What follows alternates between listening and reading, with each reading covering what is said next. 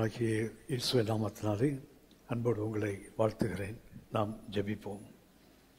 பரிசுத்த பிதாவே, இரக்கங்களின் தேவனே, இந்த வேளையில் நாங்கள் எவைகளை கற்றுக்கொள்ள வேண்டுமோ, எவைகளுடைய வேதத்தின் மகத்துவங்களை பெற்றுக்கொள்ள வேண்டுமோ, அவைகளை நாங்கள் கற்றுக்கொள்ளவும் பெற்றுக்கொள்ளவும் பரிசுத்த ஆவியானவருடைய உதவியை எங்களுக்கு வேண்டும்படி தரும்படியாய் எங்களை தாழ்த்தி ஒப்புக் கொடுக்கிறோம். கிருபை நடத்துங்க. வேதத்தின் மகத்துவங்களுக்கான பிரகாசமுள்ள மனக்கண்களை எங்களுக்கு தரும்படியாய் எங்களை தாழ்த்துகிறோம். எங்கள் ஆண்டவர் இயேசுவின் மூலம் பிதாவே, ஆமென், ஆமென். ஆண்டவராகிய இயேசு நாமத்தினாலே மறுபடியும் உங்களை வாழ்த்துகிறேன். எபேசியர் 6ஆம் அதிகாரம் 11ஆம் வசனம் 13ஆம் வசனம், இந்த 2 வசனத்திலும் கர்த்தருடைய சர்வ ஆயுத வர்க்கம் என்று வாசிக்கிறோம். எபேசியர் 6ஆம் அதிகாரம் 11, 13 2 இடங்களில் தேவனுடைய சர்வாயுத வர்க்கத்தை தரித்துக் கொள்ளுங்கள், எடுத்துக்கொள்ளுங்கள் என்று நாம் கவனித்திருக்கிறோம்.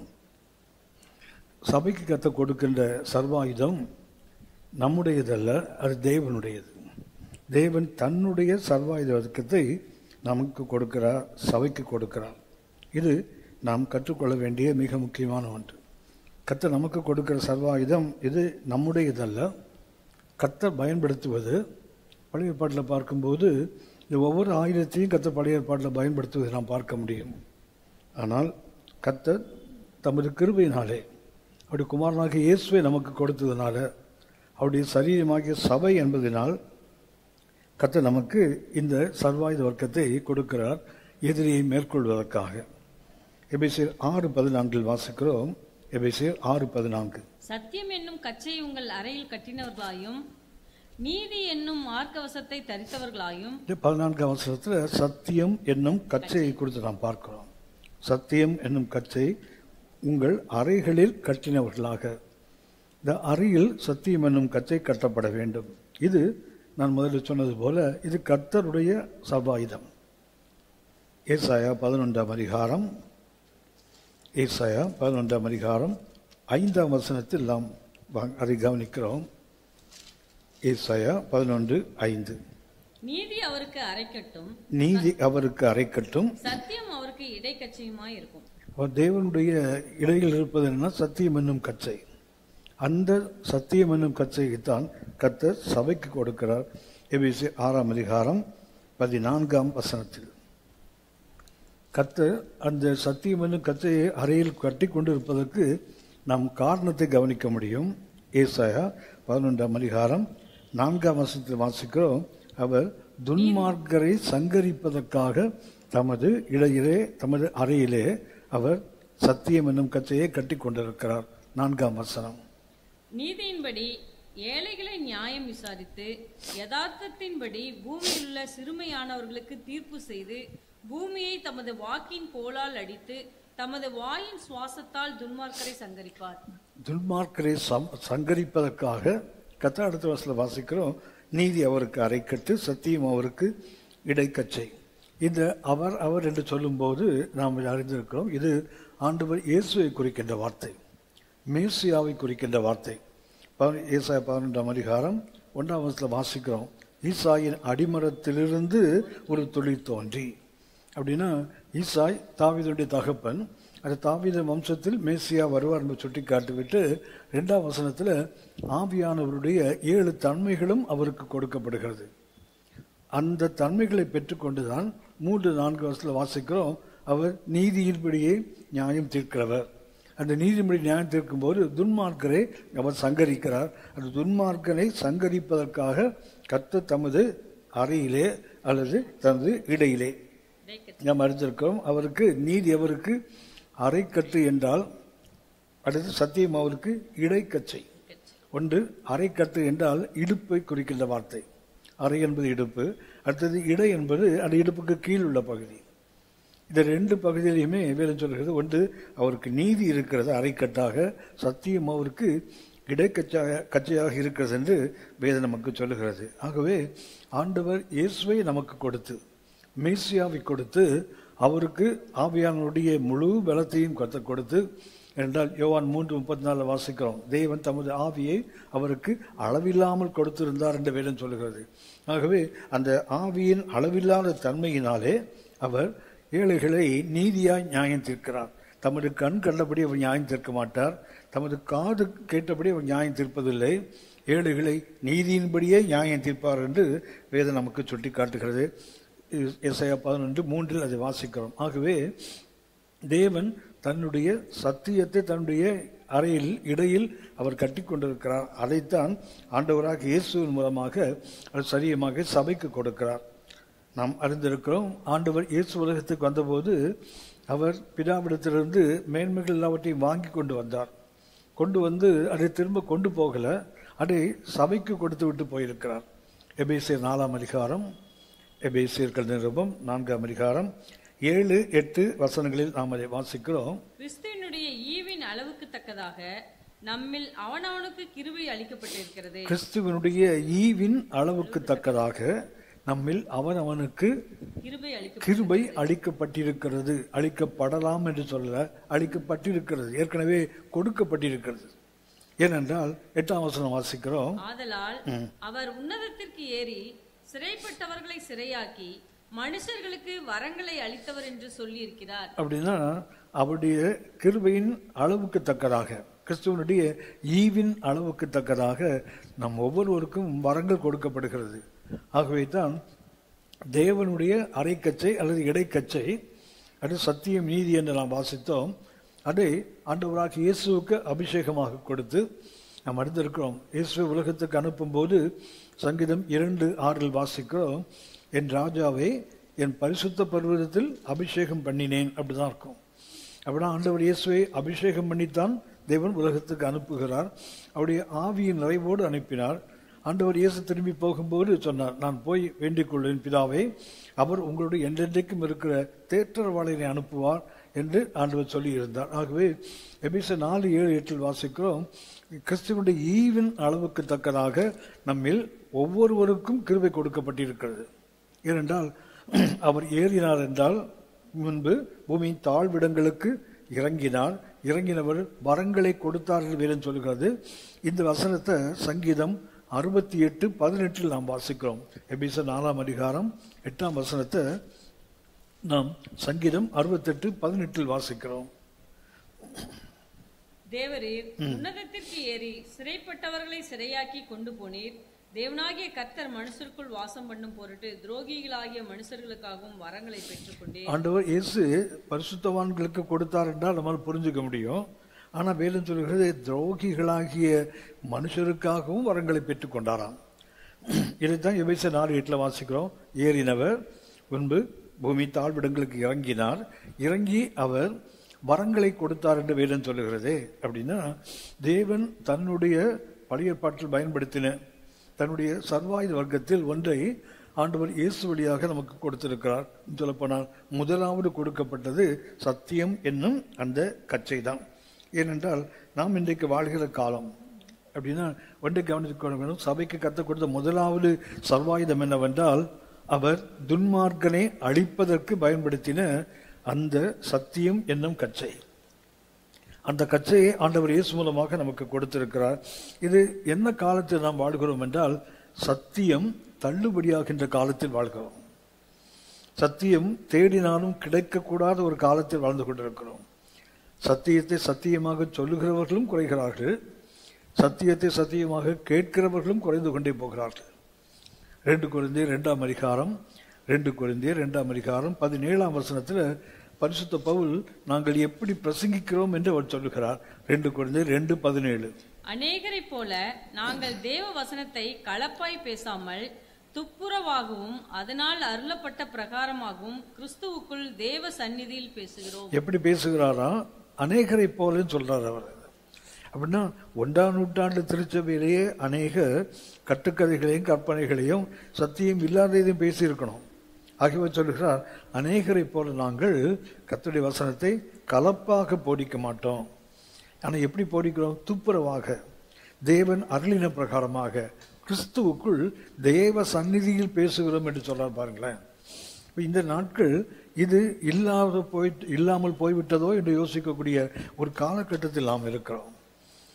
ஏனென்றால் இன்றைக்கு எதிரி சபையை தாக்குவதற்கு அவனுக்கு லகுவாக இருப்பதற்கு காரணம் என்னவென்றால், சத்தியம் என்னும் கச்சை இன்றைக்கு ஆவிக்குரிய உலகத்தில் வெகுவாக குறைந்து போயிடுச்சு, மிக குறைவாக இருக்கிறது. ஆகவே இது தள்ளுபடியாகின்ற காலம். ஏசாயா தீர்க்கதரிசியின் புஸ்தகம் 59ஆம் அதிகாரம், ஏசாயா 59ஆம் அதிகாரம் 14 முதல் 16 வரை சொல்லப்பட்ட காலம் இன்றைக்கு நடந்து கொண்டிருக்கிறது. ஏசாயா 59:14. நியாயம் பின்னிட்டு அகன்றது, நீதி தூரமாய் நின்றது, சத்தியம் வீதியிலே இடறி யதார்த்தம் வந்து சேரமாட்டாமற் போகிறது. சத்தியம் தள்ளுபடி ஆயிற்று, பொல்லாப்பை விட்டு விலகுகிறவன் கொள்ளையாகிறான். இதை கர்த்தர் பார்த்து நியாயமில்லை என்று விசனமுள்ளவர் ஆனார். கர்த்தரை விசனப்படுத்துகின்ற ஒன்று வேதம் சொல்லுகிறது. அங்கே அவர்கள் துரோகம் பண்றாங்க, பொய் பேசுறாங்க, தேவனை விட்டு பின்வாங்கி போறாங்க. 14ஆம் வசனத்தில் வாசிக்கிறோம், ஏசாயா 59:14, நியாயம் பின்னிட்டு அகன்றது, நீதி தூரமாய் நின்றது, சத்தியம் வீதியிலே இடறி. சத்தியம் தெருக்கள்ல இடறி விழுந்து கிடக்குது. அடுத்து வேதம் சொல்லுகிறது, அது இடறி யதார்த்தம், யதார்த்தம் இல்ல உண்மை நிலை, அந்த உண்மை நிலை இன்றைக்கு இல்லை. யதார்த்தம் வந்து சேரமாட்டாமல் போயிட்டு. அடுத்து சொல்கிறார், சத்தியம் தள்ளுபடி ஆயிற்று. சத்தியம்தான் நம்மை வாழ வைப்பது, சத்தியம்தான் நம்மை மீட்டது, சத்தியம்தான் நமக்கு உயிரளிப்பது, சத்தியம்தான் நம்மை உயர்த்துவது, சத்தியம்தான் தேவ சாயலுக்கு நம்மை மாற்றுவது. அடிப்படையே சத்தியம்தான். அன்னைக்கு வேதம் சொல்லுகிறது, சத்தியம் தள்ளுபடி ஆயிற்று. உலகத்தில் பார்க்குறோம், தள்ளுபடி வியாபாரம் பண்ணுறாங்க, 1 வாங்கினால் 2 இலவசம். எனக்கு அதே போல வசனத்தை தள்ளுபடி விலையில கொடுக்கக்கூடிய ஒரு துர்பாகிய நிலைமைக்கு நாம் இன்றைக்கு வந்திருக்கிறோம். இது இன்றைக்கல்ல, ஆண்டவர் இயேசுக்கு ஏறக்குறைய 700 ஆண்டுகளுக்கு முன்னாடி வாழ்ந்த அந்த தீர்க்கதரிசியை கொண்டு கர்த்தர் எழுதுகிறார், சத்தியம் தள்ளுபடி ஆயிற்று, நீதி தூரமாய், பொல்லாப்பை விட்டு விலகுகிறவன் கொள்ளையாகிறான். சத்தியத்தின்படி எவனா நடந்தான்னா அவர்கள் கொள்ளையாகிறார்கள், அவர்கள் துன்பப்படுத்தப்படுகிறார்கள். அடுத்தது, இதை கர்த்தர் பார்த்து நியாயமில்லை என்று விசனம் உள்ளவரானால். அடுத்த வசனத்தில் வாசிக்கிறோம், ஒருவரும் இல்லை என்று கண்டு விண்ணப்பம் பண்ணுகிறவன் இல்லை என்று ஆச்சரியப்பட்டார். கர்த்தர் தேடுகிறார். எதற்கென்றால், இந்த சத்தியம் தள்ளுபடியான இந்த காலத்துல யாராவது ஒருவன் என்னை நோக்கி, கர்த்தாவே வசனத்தின்படி இந்த தேசத்தை மாற்றுங்க, வசனத்துக்கு தேசம் இறங்க வேண்டும் என்று விண்ணப்பம் என்ற ஒருத்தனை தேடுகிறார். ஆனால் வேதம் சொல்றது, ஒருவனையும் காணேன், ஆதலால் அவருடைய புயமே அவருக்கு ரட்சிப்பாகி. கர்த்தருடைய புயம் என்பது நமக்கு தெரியும், அது ஆண்டவர் இயேசுவை குறிப்பது. கர்த்தருடைய புயம் என்பது எந்த மனிதனும் அவருக்கு உதவி செய்ய வராத போது, எந்த பரிசுத்தவானோ, எந்த தீர்க்கதரிசியோ, அல்லது எந்த ஆசாரியனோ, எந்த பிரபுவோ, எந்த யூதனோ, யாருமே வராத போது கர்த்தர் சொல்கிறார், அவருடைய புயமே அவருக்கு ரட்சிப்பானது என்று வேதம் சொல்லுகிறது. கர்த்தருடைய புயம் என்றாலே ஏசாயா 53ஆம் அதிகாரம் 1-2 வசனங்களை வாசிக்கிறோம். அது ஆண்டவர் இயேசுவை குறிக்கின்ற வார்த்தை.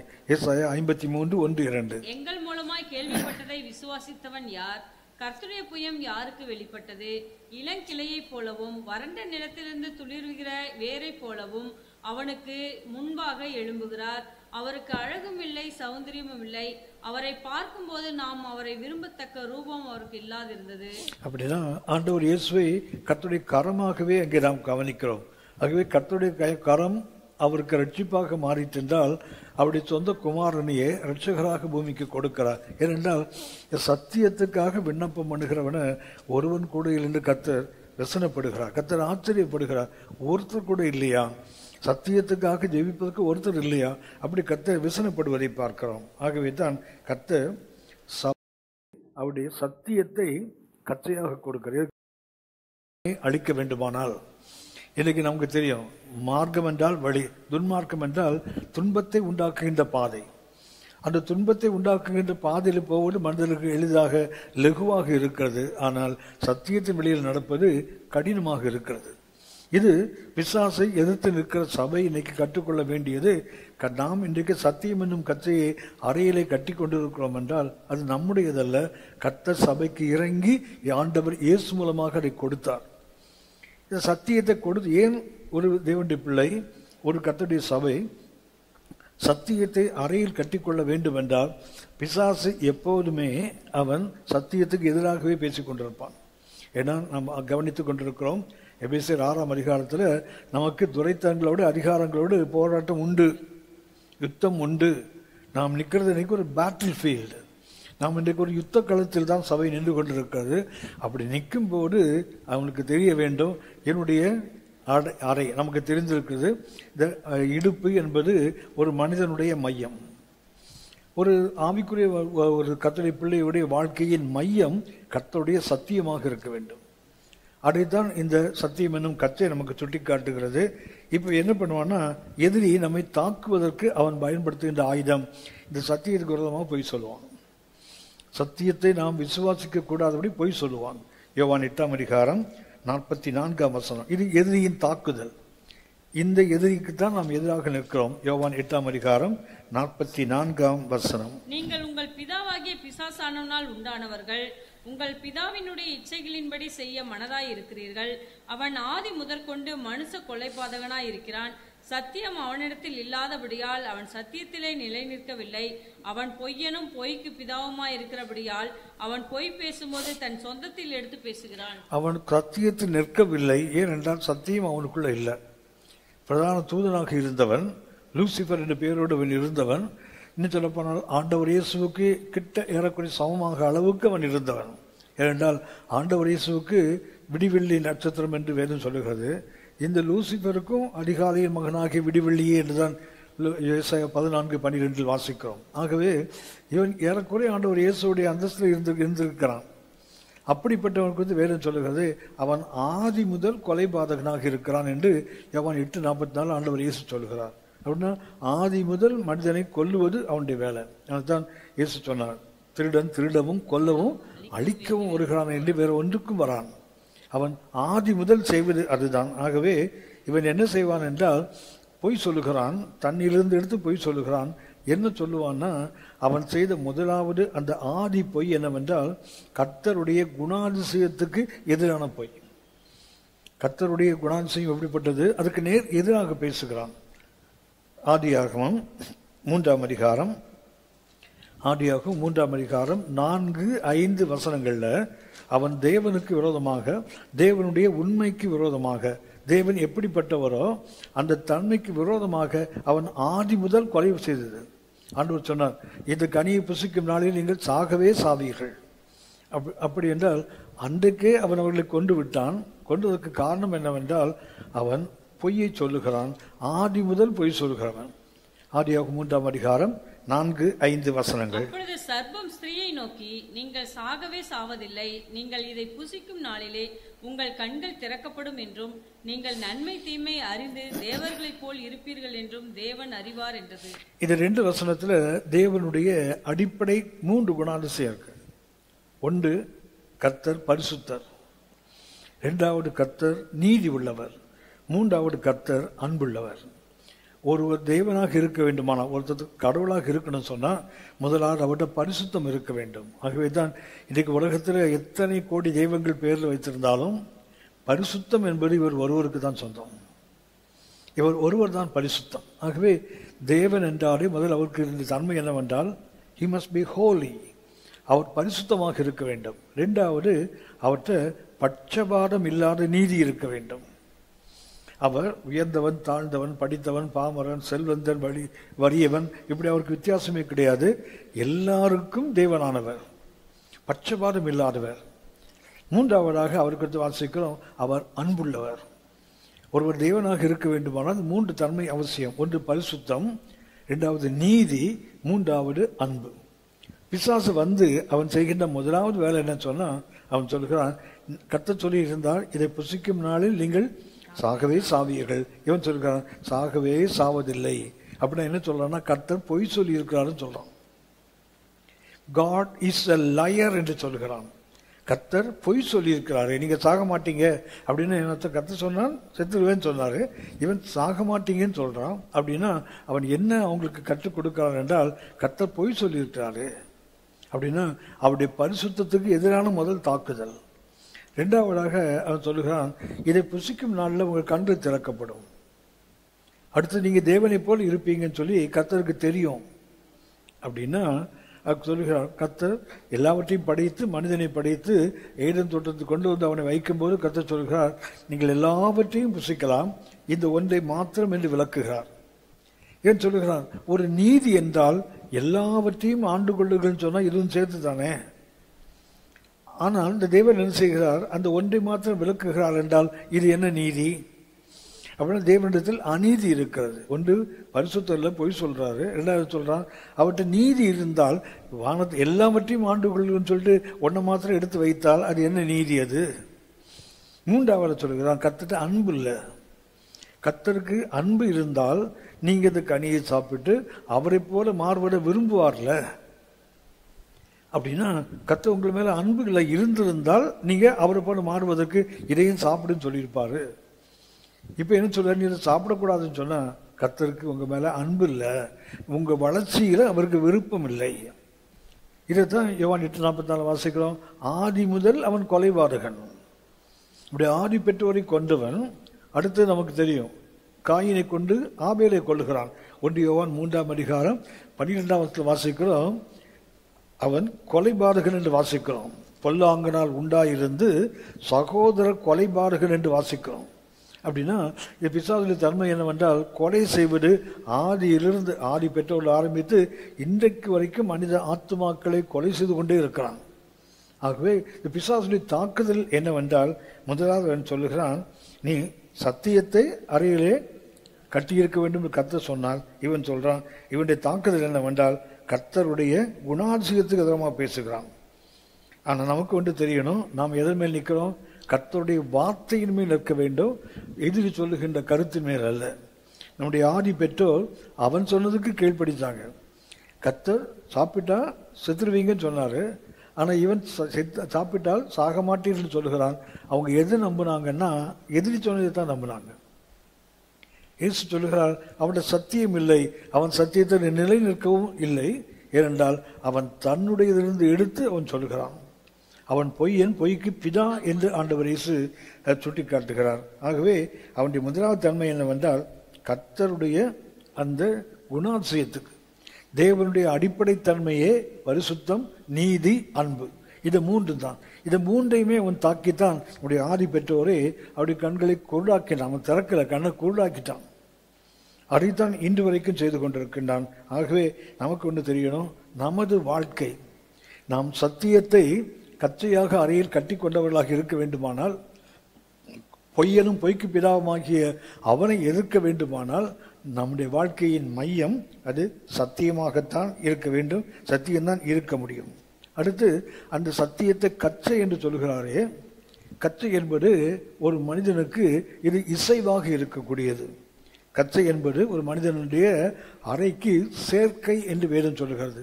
எரேமியா 13ஆம் அதிகாரம், எரேமியா 13ஆம் அதிகாரம் 11ஆம் வசனம்.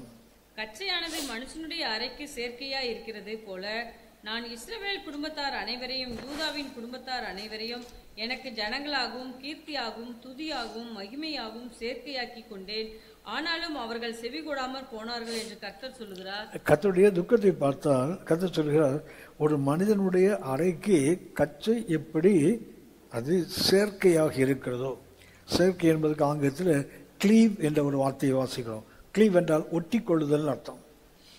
ஒரு இடுப்பில் ஒரு பெல்ட்டை போட்டால் அது லூஸாக போட மாட்டாங்க, டைட்டாக தான் போடணும். ஏன்னா லூஸாக இருக்கிற ஆடை டைட்டாகனுக்கு தான் பெல்ட்டை போடுறாங்க. அது பெல்ட்டை லூஸாக போட்டால் அது போட்டும் பிரயோஜனம் இல்லையே. கதை சொல்லுகிறார், ஒரு மனிதனுடைய அறைக்கு எப்படி அந்த கச்சை ஒரு சேர்க்கையாக இருக்கிறதோ அப்படியே இந்த இஸ்ரவேல் எனக்கு இருக்கணும் சொல்லி. கர்த்தருடைய பெல்ட் யாருன்னா இஸ்ரவேல் தான்.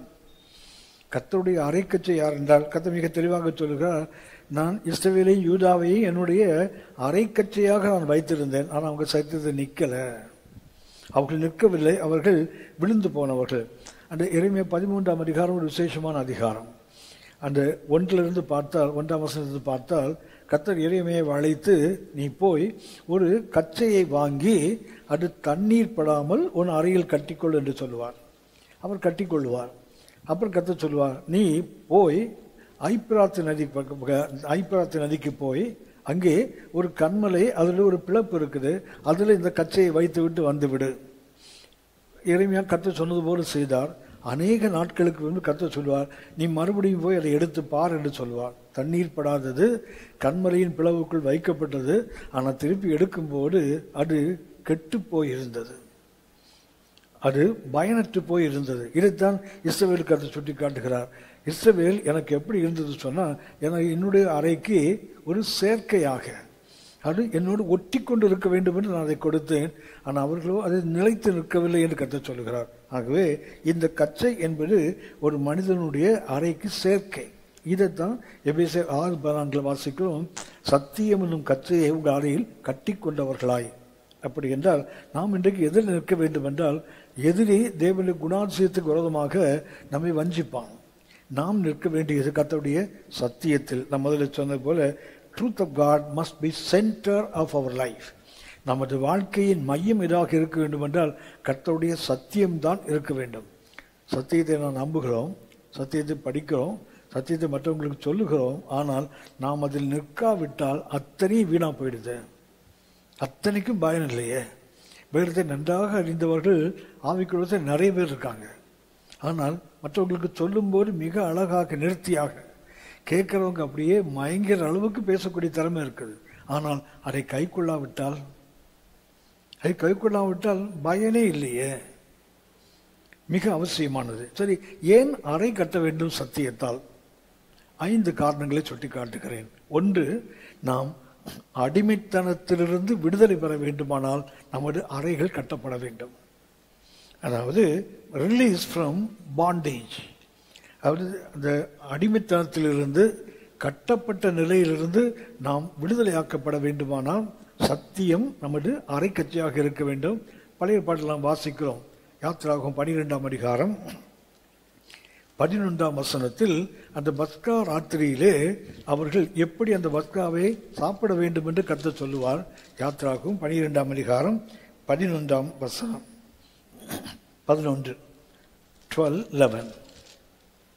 அதை புசிக்க வேண்டிய விதமாவது, நீங்கள் உங்கள் அறைகளில் கச்சை கட்டி கொண்டும் உங்கள் கால்களில் பாதரட்சை தொடுத்து கொண்டும் உங்கள் கையில் தடி பிடித்து கொண்டும் அதை தீவிரமாய் புசிக்க கடுவீர்கள். அது கர்த்தருடைய பஸ்கா. பஸ்கா ராத்திரியில் எப்படி சாப்பிடணும் கதை சொல்லுகிறார். முதல்ல அறையை கட்ட வேண்டும். நம்ம பண்ண சொன்னால் பெல்ட்டை நல்லா இறுக்கி கட்டணும். நம்ம சாப்பிடும்போது பெல்ட்டை லூஸ் பண்ணுறோம். ஆனால் பஸ்காவை புசிப்பதற்கு வெளியே சொல்லுது, நீ முதல்ல உன்னுடைய அறையை கட்டிக்கொள், அடுத்தது பாதரட்சியை தொடுத்துக்கொள், அப்புறம் உன்னுடைய தடியை கையில் பிடித்துக்கொள், அடுத்தது தீவிரமாக அதை சாப்பிட வேண்டும். பஸ்காவை கத்த, ஏனென்றால் பஸ்கா ஏற்கனவே அடிக்கப்பட்டாயிற்று. பஸ்காவாகிய கிறிஸ்துவனுடைய நிழல் அது அடிக்கப்பட்டாயிற்று. இந்த அடிக்கப்பட்டதை நாம் என்ன செய்யணும்? ஒன்று, முதல்ல அறையை கட்டிக்கொள்ள வேண்டும்.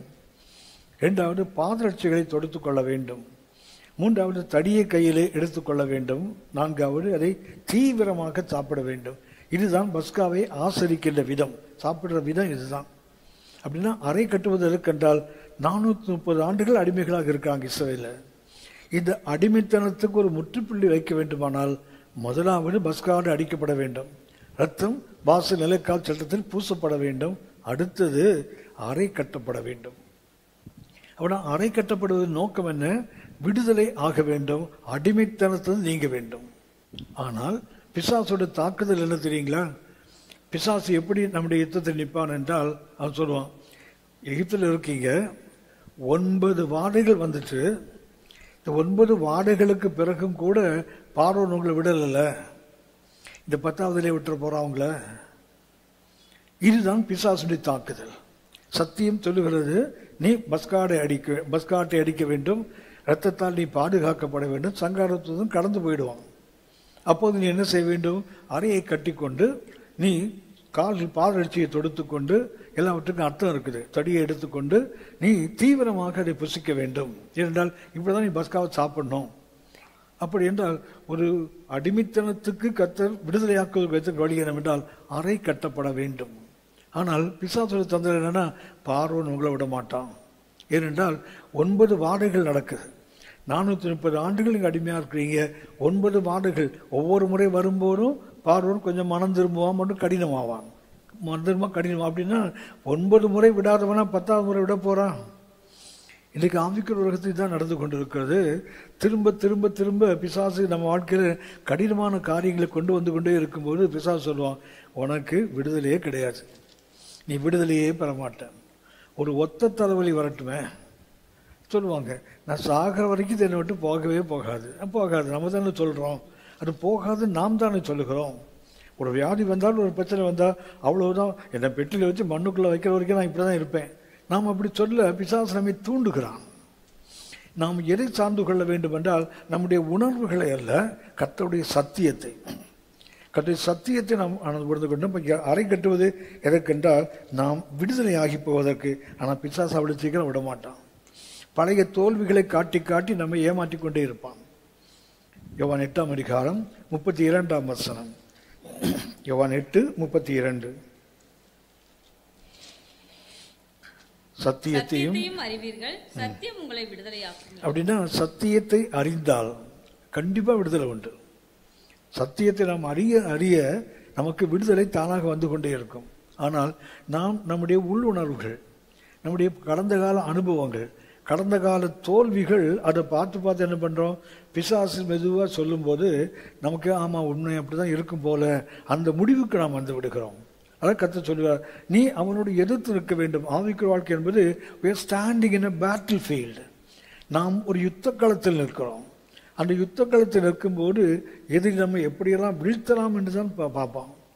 அப்படி அவன் வீழ்த்த நினைக்கும் போது அவன் பொய்யை சொல்கிறான், தண்ணிலிருந்து எடுத்து சொல்கிறான். பொய்யை நம்முடைய ஆதி பெற்றோர் எப்படி நம்பி விழுந்தார்களோ அப்படி தான் என்னையும் நம்மையும் இன்றைக்கு வரைக்கும் ஏமாற்றி கொண்டு இருக்கிறான். ஆகவே ஆண்டவர் சொல்கிறார், சத்தியத்தையும் அறிவீர்கள். சத்தியத்தை அல்ல, சத்தியத்தையும். அப்படின்னா அதுக்கு முன்னாடி கொஞ்சம் இருக்குது. சத்தியத்தை அறிவீர்கள் அல்ல, சத்தியத்தையும். அப்படின்னா 31ஆம் வசனத்தை கொஞ்சம் வாசிங்க. சத்தியத்தையும் அறிவீர்கள். 31ஆம் வசனம். அதுக்கு மேல இயேசு தம்மை விசுவாசித்த யூதர்களை நோக்கி, நீங்கள் என் உபதேசத்தில் நிலைத்திருந்தால் மெய்யாகவே என் சீஷராய் இருப்பீர்கள். சத்தியத்தையும் அறிவீர்கள். அடுத்தது அப்படின்னா 4 காரியங்களை இயேசு சொல்கிறார். முதல்ல தம்மை விசுவாசித்த. முதலாவது என்ன வருது? சத்தியத்தில் ஒருத்தர் நிலைத்து நிற்க வேண்டுமானால் முதல்ல என்ன வரணும்? விசுவாசம். இரண்டாவது யூதன் என்று ஒரு வார்த்தை இருக்குது. யூதன் என்றால் துதிக்கிறவன் என்ற அர்த்தம். யூதா என்றாலே துதிதான். அப்படின்னா முதல்ல விசுவாசிக்கிறார்கள், இரண்டாவது அவர்கள் துதிக்கிறவர்கள், மூன்றாவது கர்த்தருடைய உபதேசத்தில் நிலைத்து நிற்கிறவர்கள். இன்னைக்கு நிறைய பிரசங்கம் கேட்கிறோம், ஆனால் உபதேசத்தை கேட்க இன்றைக்கு அநேகர் ஆயத்தமாக இல்லை. உபதேசத்தை சொல்றவங்களும் குறைஞ்சு போயிட்டாங்க, கேட்கிறவங்களும் குறைஞ்சு போயிட்டாங்க. இல்லாமல் இல்லை, இருக்கிறார்கள், ஆனால் மிக குறைவாக போயிடுச்சு. உபதேசத்தில் நிற்கிற அனுபவம் இல்லை. 4வது சீஷனாக வேண்டும். 4வதாக சீஷன். சீஷன் என்றால் குருவை போல மாறுவதற்கு தன்னை அர்ப்பணித்தவன். லூக்கா 6ஆம் அதிகாரம் 40ஆம் வசனத்தை வாசிக்கிறோம். சீஷன் குருவுக்கு மேற்பட்டவன் அல்ல, தேறினவன் எவனும் குருவை போல இருப்பான். அப்படின்னா யோவான் 8:41 4 கருத்துக்களை இயேசு சொல்கிறார். முதலாவதாக அவர்கள் விசுவாசிக்க வேண்டும். இரண்டாவது தேவனை அவர்கள் எந்த நிலைமையிலும் துதிக்கிறவங்களா இருக்கணும். மூன்றாவது அவர்கள் உபதேசத்தில் நிலைத்து நிற்க வேண்டும். 4வது அவர்கள் குருவை போல மாறுகின்ற அந்த சீஷத்துவத்துக்குள்ள வர வேண்டும். இதுக்கு அப்புறம் சொல்கிறார் சத்தியத்தையும். அப்படின்னா சத்தியத்தை அறிய வேண்டுமானால் இந்த படிகளை கடந்து வராமல் சத்தியத்தை அறிய முடியாது. சத்தியம் ஏன் எனக்கு புரியலை, நான் படிக்கிறேன் புரியலையே, எல்லாமே கேள்விக்குறியாகவே இருக்குதுன்னு சொன்னால் காரணம் என்னவென்றால் அந்த அடிப்படை நான் விட்டு விட்டு எடுத்த உடனே சத்தியத்தையும் அறிவீர்கள்னா சத்தியத்தையும் கூட சொல்றதில்லை, சத்தியத்தை அறிவீர்கள் அப்படிதான் சொல்லிட்டு இருக்காங்க. சத்தியத்தை அல்ல, சத்தியத்தையும். 8ஆம் அதிகாரம் யோவான் 8:36 வாசிக்கிறோம், குமாரன் விடுதலையாக்கினால் மெய்யாகவே விடுதலை ஆவீர்கள். அப்படின்னா எப்படிப்பட்ட அடிமைத்தனமாக இருந்தாலும், எத்தனை ஆண்டுகள் அடிமைத்தனமாக இருந்தாலும், நாம் சத்தியத்தை நமது வாழ்க்கையில மையமாக கொள்ளும் போது பிசாசனுடைய எந்த தாக்குதல், பிசாசு சொல்லுவான், நீ விடுதலை ஆக முடியாது, பார்வோன் உன்னை விட மாட்டான், 430 வருஷம் அடிமையா இருந்திருக்கிற, கர்த்தரேனோ மோசையை அனுப்பினார், ஒரு ஆரோனை அனுப்பினார், ஒரு கோலை கொடுத்து அனுப்பியிருக்கிறார், என்னென்னவோ மந்திரம் எல்லாம் தந்திரம் பண்றாங்க, ஆனால் பார்வோன் அசையலை, இதற்கும் அசைய மாட்டான், அப்படிதான் சொல்லி நம்ம ஏமாற்றுவான். தெரியும் நினைக்கிறேன். 7 என்பது தெய்வீக பரிபூரணம், 10 என்பது மனுஷனுடைய பரிபூரணம். அந்த 10வது அந்த வாதையில் தான் கர்த்தர் அந்த தலைப்பிள்ளைகளுடைய சங்காரத்தில் தான் விடுதலை ஆக்குகிறார்.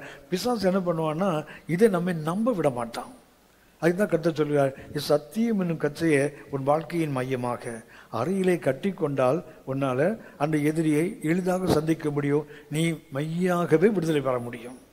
2வதாக அறை ஏன் கட்டப்பட வேண்டும் என்றால், எதிரியை சந்திக்க வேண்டுமானால், ஒன்று அவன் போய் சொல்றான், நம்மளை ஏமாற்ற பார்க்கறான், நாம் உறுதியாக நின்று விட்டோம். அடுத்தது என்ன செய்வான்னா, எதிரி நம்மை தாக்குவதற்கு வருவான். முதல்ல வஞ்சகமாக பேசி நம்மை விழ பார்ப்பான். இப்படிலாம் நடக்காது. ஆதாம் ஏவாள்கிட்ட வரும்போது அவங்களுக்கு ஆச்சரியம், பாம்பு பேசுனா எப்படி இருந்திருக்கும் அவங்களுக்கு. நம்ம பாட்டி ஏவாளுக்கு பாம்பு பேசின உடனே அப்படி ஒரு ஆச்சரியமாயிட்டு இருக்கும். பாம்பு பேசுத, ஒருவேளை அந்த ஏதேனும் எல்லா மிருகங்களும் பேசிச்சோனோ தெரில, வேதம் அப்படி சொல்லவில்லை, ஆனால் பாம்பு பேசுதில்லை. ஸோ ஒரு வினோதமாக ஒன்று இருக்குது. இது பிசாசுடைய முதல் தந்திரம். சத்தியத்தில் நின்றால் நம்ம அவனை மேற்கொள்ளலாம். ரெண்டாவதாக மிக அவசியமான ஒன்று, எதிரி நம்மை சந்திக்க வருவான், தாக்க வருவான். ஸோ உதாரணமாக இஸ்ரவேல் மக்கள் வெளியே வந்துட்டாங்க, பஸ்காலத்துக்கு வந்துட்டாங்க. ஆனால் அவர்களை அனுப்பிவிட்டவருக்கு பார்வன் வருத்தப்படுறான்.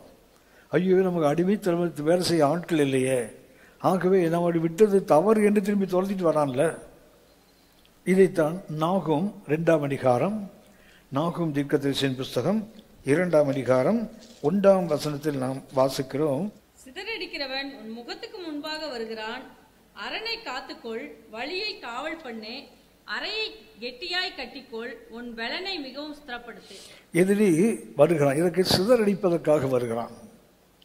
ஆவிக்குரிய வாழ்க்கையில் நீங்கள் யுத்தத்தில் நிற்கும்போது முதல்ல வஞ்சகமாக பேசி பார்த்தான், சத்தியத்துக்கு மாறாக பேசினான். நாம் அதை புரிந்து கொண்டு தேவனுக்காக நின்றால் அடுத்தது நம்மை சிதற வைப்பதற்காக, நம்மை உருக்குலைப்பதற்காக அவன் வருவான். நாம் அறிந்திருக்கிறோம், இந்த நினைவைக்கு எழுதப்பட்ட நாகும் தீர்க்கதரிசி புஸ்தகம் நினைவைக்கு எழுதப்பட்டது. இந்த நினைவே ஏற்கனவே யோனாவின் புஸ்தகத்தில் நாம் அறிந்திருக்கிறோம். அது ரட்சிக்கப்பட்டது. 40 நாள் உபவாசம் இருந்து அவர்கள் தேவ சமூகத்தை திரும்பினார்கள். திரும்பின போது வேதம் சுட்டி காட்டுகிறது, கர்த்தர் அவர்களுக்காக இறங்கினார். யோனா 4ஆம் அதிகாரம் 11ஆம் வசனத்தில் யோனாவுடைய கர்த்தர் பேசுகின்ற அந்த கருத்தை நாம் பார்க்கிறோம். யோனா 4ஆம் அதிகாரம் 11ஆம் வசனம். வலது கைக்கும் இடது கைக்கும் வித்தியாசம் அறியாத 120,000 பேருக்கு அதிகமான மனுஷரும் அநேக மிருக ஜீவன்களும் இருக்கிற மகா நகரமாகிய நினிவேக்காக நான் பரிதபியாமல் இருப்பேனோ என்றார். கர்த்தர் இந்த நகரத்துக்காக பரிதபித்தார், அவர்கள் ரட்சிப்பை கொடுத்தார். இந்த ரட்சிப்பை பெற்ற அந்த நினிவே 150 ஆண்டுகளுக்குள்ள அந்த ரட்சிப்பை இழந்து போனார்கள். யோனாவின் தீர்க்கதரிசி புஸ்தகத்துக்கும் நாகும் புஸ்தகத்துக்கு இடைப்பட்ட காலம் ஏறக்குறைய 150 ஆண்டுகள். இவர்கள் ரட்சிப்பை பெற்றவர்கள். அதாவது அப்படி ஒரு ஜனம் ரட்சிக்கப்படுறது, கர்த்தருக்கு திரும்புவது மிக அரிதான ஒன்று. அவ்வளோ அரிதான ஒரு மனம் திரும்புவதை பெற்றவர்கள் 150 ஆண்டுகள் ஏறக்குறைய வரும்போது என்ன ஆகுது சொன்னால், அவர்கள் அந்த ரட்சிப்பை இழந்து போனார்கள். எதிரி பார்க்கிறான், ஒரு முறை ரட்சிக்கப்பட்டவர்கள் அந்த அனுபவத்தை இவர்கள் இப்போது தொலைத்து விட்டிருக்கிறார்கள், ஆகவே இவர்களை சிதறடித்து விடலாம் என்று எதிரி வருகிறான். எதிரி வரும்போது கர்த்தர் சொல்கிறார், நீ என்ன நினைக்க வேண்டும் என்றால், ஒரு முறை நீ ஏற்கனவே ரட்சிக்கப்பட்டவன், நீ தேவனால் ஒரு முறை உன் தேசம் முழுவதுமே ரட்சிக்கப்பட்டது. கர்த்தவனுக்காக பரிதபித்திருக்கிறார். தன்னுடைய தீர்க்கதரிசி சொன்னதுக்கும் எதிராக கர்த்தர் அந்த தேசத்து மேல் இரக்கம் கொண்டு பரிதாபம் கொண்டு வலது கைக்கும் இடது கைக்கும் வித்தியாசம் தெரியாத அந்த 120,000 மக்களை கர்த்தர் விடுதலை ஆக்கி இருக்கிறார். ஆனால் காலங்கள் போக போக ரட்சிப்பின் அனுபவம் குறைஞ்சு போச்சுது, இல்லாமல் போச்சுது. இப்போ எதிரி பார்க்கிறான், எப்போது நாம் பலவீனமாக இருக்கிறோமோ அப்போது தாக்குவதுதான் நம்முடைய இயல்பு. யாத்ராகமம் 17ஆம் அதிகாரத்தை வாசித்தால், ரபிதீம் என்ற ஒரு இடத்துக்கு வருகிறார்கள் இஸ்ரவேல் மக்கள் பயணமாக. அவர்கள் வந்தபோது அங்கே அவர்களுக்கு தண்ணீர் இல்லை. தண்ணீர் இல்லாத போது அவர்கள் முறுமுறுக்கிறார்கள். வேதம் சொல்லுகிறது, மோசையின் மேல் கல்லறிய வேண்டும் என்று அவர்கள் பேசிக்கொள்கிறார்கள். மோசை மேல் பேசிக்கொள்ளும் போது மோசை கர்த்தர் நோக்கி விண்ணப்பம் செய்கிறார். செய்தபோது வேதம் சுட்டிக்காட்டு கர்த்தர் சொல்லுகிறார், நீ இந்த உன் கையில் இருக்கிற கோலால் இந்த கண்மலையை அடி, நான் கண்மலையுமே நிற்பேன், நீ அதை அடியங்கிறது தண்ணீர் புறப்பட்டு வரும், நீங்கள் குடிக்கலாம். இந்த அடுத்தது பார்த்தீங்கன்னு சொன்னால், வேதம் சுட்டி காட்டுகிறது, அமலேக்கியன் யுத்தத்துக்கு வந்தான் போட்டிருப்பாருங்களேன். அமலேக்கியன் யுத்தத்துக்கு வருகிறான்.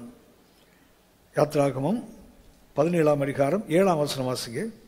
இஸ்ரவேல் புத்திரர் வாதாடினது நிமித்தமும் கர்த்தர் எங்கள் நடுவில் இருக்கிறாரா இல்லையா என்று அவர்கள் கர்த்தரை பரீட்சை பார்த்தது நிமித்தமும் அவன் அந்த ஸ்தலத்திற்கு மாசா என்றும் மேரிபா என்றும் பெயரிட்டான். அமலேக்கியர் வந்து அமலேக்கியன் எப்ப வரான் பாருங்களேன். தண்ணீர் இல்லை, தாகத்துல அவர்களின் வழிநடத்தி வந்து அந்த தலைவரையே கொல்லுவதற்கு தீர்மானிக்கிறாங்க. ஒரு உள்நாட்டு கலகம் நடக்குது. அந்த உள்நாட்டு கலகத்துல கர்த்தர் அவர்களுக்கு தண்ணீரை கொடுக்கிறார். இதை பார்த்துட்டு இருக்கிறான் எதிரி. அந்த அமலேக்கன் என்றாலே யுத்த பிரியன் என்று அர்த்தம். வார் லைக், யுத்தத்தை விரும்புகிறவன் அப்படின்னா வேதம் மிக தெளிவாக சொல்லி, எப்போது தேவ ஜனங்களுக்குள்ள குழப்பங்கள் இருக்குதோ, எப்போது தேவ ஜனங்களுக்குள்ள வீழ்ச்சிகள் இருக்குதோ, இதை எதிரி பார்த்துட்டே இருப்பான். பார்த்து கொண்டே இருக்கும்போது அவனுக்கு ரொம்ப ஈஸி. யுத்தம் செய்வது, நம்மை தோற்கடிப்பது மிகவும் எளிதானது. இன்னொரு நாள் சுட்டி காட்டுகிறேன். 1 சாமுவேல் 17ஆம் அதிகாரம் 1ஆம் வசனம். பெலிஸ்தர் யுத்தம் பண்ணுகிறதற்கு தங்கள் சேனைகளை சேர்த்து யூதாவில் உள்ள சோக்கோவிலே ஒருமித்து கூடி, சோக்கோவுக்கும் அசைக்காவுக்கும் நடுவே இருக்கிற எபெஸ்தேமிலே பாளையம் இறங்கினார்கள். சவுலும் இஸ்ரவேல் மனுஷரும் ஒருமித்து கூடி ஏலா பள்ளத்தாக்கிலே பாளையம் இறங்கி பெலிஸ்தருக்கிறதாக யுத்தத்துக்கு அணிவகுத்து நின்றார்கள். அப்படி சவுலோ யூதர்களோ யுத்தத்துக்கு போகல, பெலிஸ்தியன் யுத்தத்துக்கு வந்துட்டான். வந்ததுனால வேற வழியில் இவங்க யுத்தத்துக்கு போய் தான் ஆகணும். ஆவிக்குரிய வாழ்க்கை என்பது நம்ம யுத்தத்துக்கு போக வேண்டாம், நம்மளை தேடி வரும் யுத்தம். யுத்தத்துக்கு நம்ம போகவே வேண்டாம். நம்ம பாட்டு நம்ம வழியில் போயிட்டு இருந்தாலே பிசாசு யுத்தத்தை கொண்டு வந்தே கொடுத்துருப்பான். ஏன் பெலிஸ்தீன் அந்த காலத்தை வந்தான்னு சொன்னால், அதுக்கு முன்னாடி பார்த்தீங்கன்னா சவுல் கர்த்தரால் வரவிடப்பட்டு ஒரு பொல்லாத ஆவியினால் அவன் கலங்கி கொண்டிருக்கிறான். 1 சாமுவேல் 16ஆம் அதிகாரம் கடைசி பகுதியில் தான். அவனுக்கு அப்பப்போ என்ன பண்ணுறாங்கன்னா, 1 சாமுவேல் 16ஆம் அதிகாரம் 14ஆம் வசனம், கர்த்தருடைய ஆவி சவுலை விட்டு நீங்கினார், கர்த்தரால் வரவிடப்பட்ட ஒரு பொல்லாத ஆவி அவனை கலங்க பண்ணி கொண்டிருந்தார். அப்படின்னா ஒரு தலைவர் மென்டல் டிசார்டர்ல இருக்கான். அவன் இன்சேன், அவனும் செயலற்றவனாக இருக்கிறான். இதை பெலிஸ்தேன் பார்த்துட்டு இருக்கான். இப்ப போறவனை தோற்கடிச்சிடலாம். ஆகவே தான் 1 சாமுவேல் 17 வாசித்தோம். பெலிஸ்தேன் யுத்தத்துக்கு அணிபத்து ஏன் நிற்கிறான்னு சொன்னா, தலைவர் வீக்கா இருக்கிறார், இருப்பான், எளிதாக வென்று விடலாம். இதுதான் என்றைக்குமே பிசாசு செய்கிற வேலை தான். அவன் யுத்தத்துக்கு வருகிறான் என்றால் அவன் எதை பார்த்துட்டு இருப்பான்னு சொன்னா, நாம் எந்த நிலையில் இருக்கிறோம். செதறி போய் இருக்கிறாங்க. யாரு? நாகும் தீர்க்கதரிசி கூட சொல்கிறார், அந்த நினைவே மக்கள் பெற்ற அந்த ரட்சிப்பை இழந்து போய் இருக்கிற அந்த தேசத்துக்கு கர்த்தர் எதிரி வருகிறான். சிதறடிக்கிறவன் முகத்துக்கு முன்னாக வருகிறான். அதாவது பின்னாடி அடிக்கிறவன் இல்லை, ஃபேஸ் டு ஃபேஸ். இதை தான் நம்ம எபேசியர் 6ஆம் அதிகாரத்தில் பார்க்கிறோம். அவனோட நமக்கு யுத்தம் நேரடியாக உண்டு. வரும்போது நீ என்ன செய்ய வேண்டும் என்று கர்த்தர் சுட்டி காட்டுகிறார். இது பிசாசுடைய தாக்குதல் என்னவென்றால், அவன் சொல்லுகின்ற மிக ஒன்று, நீ வெற்றி பெற மாட்ட, நீ தோற்று போயிடுவ.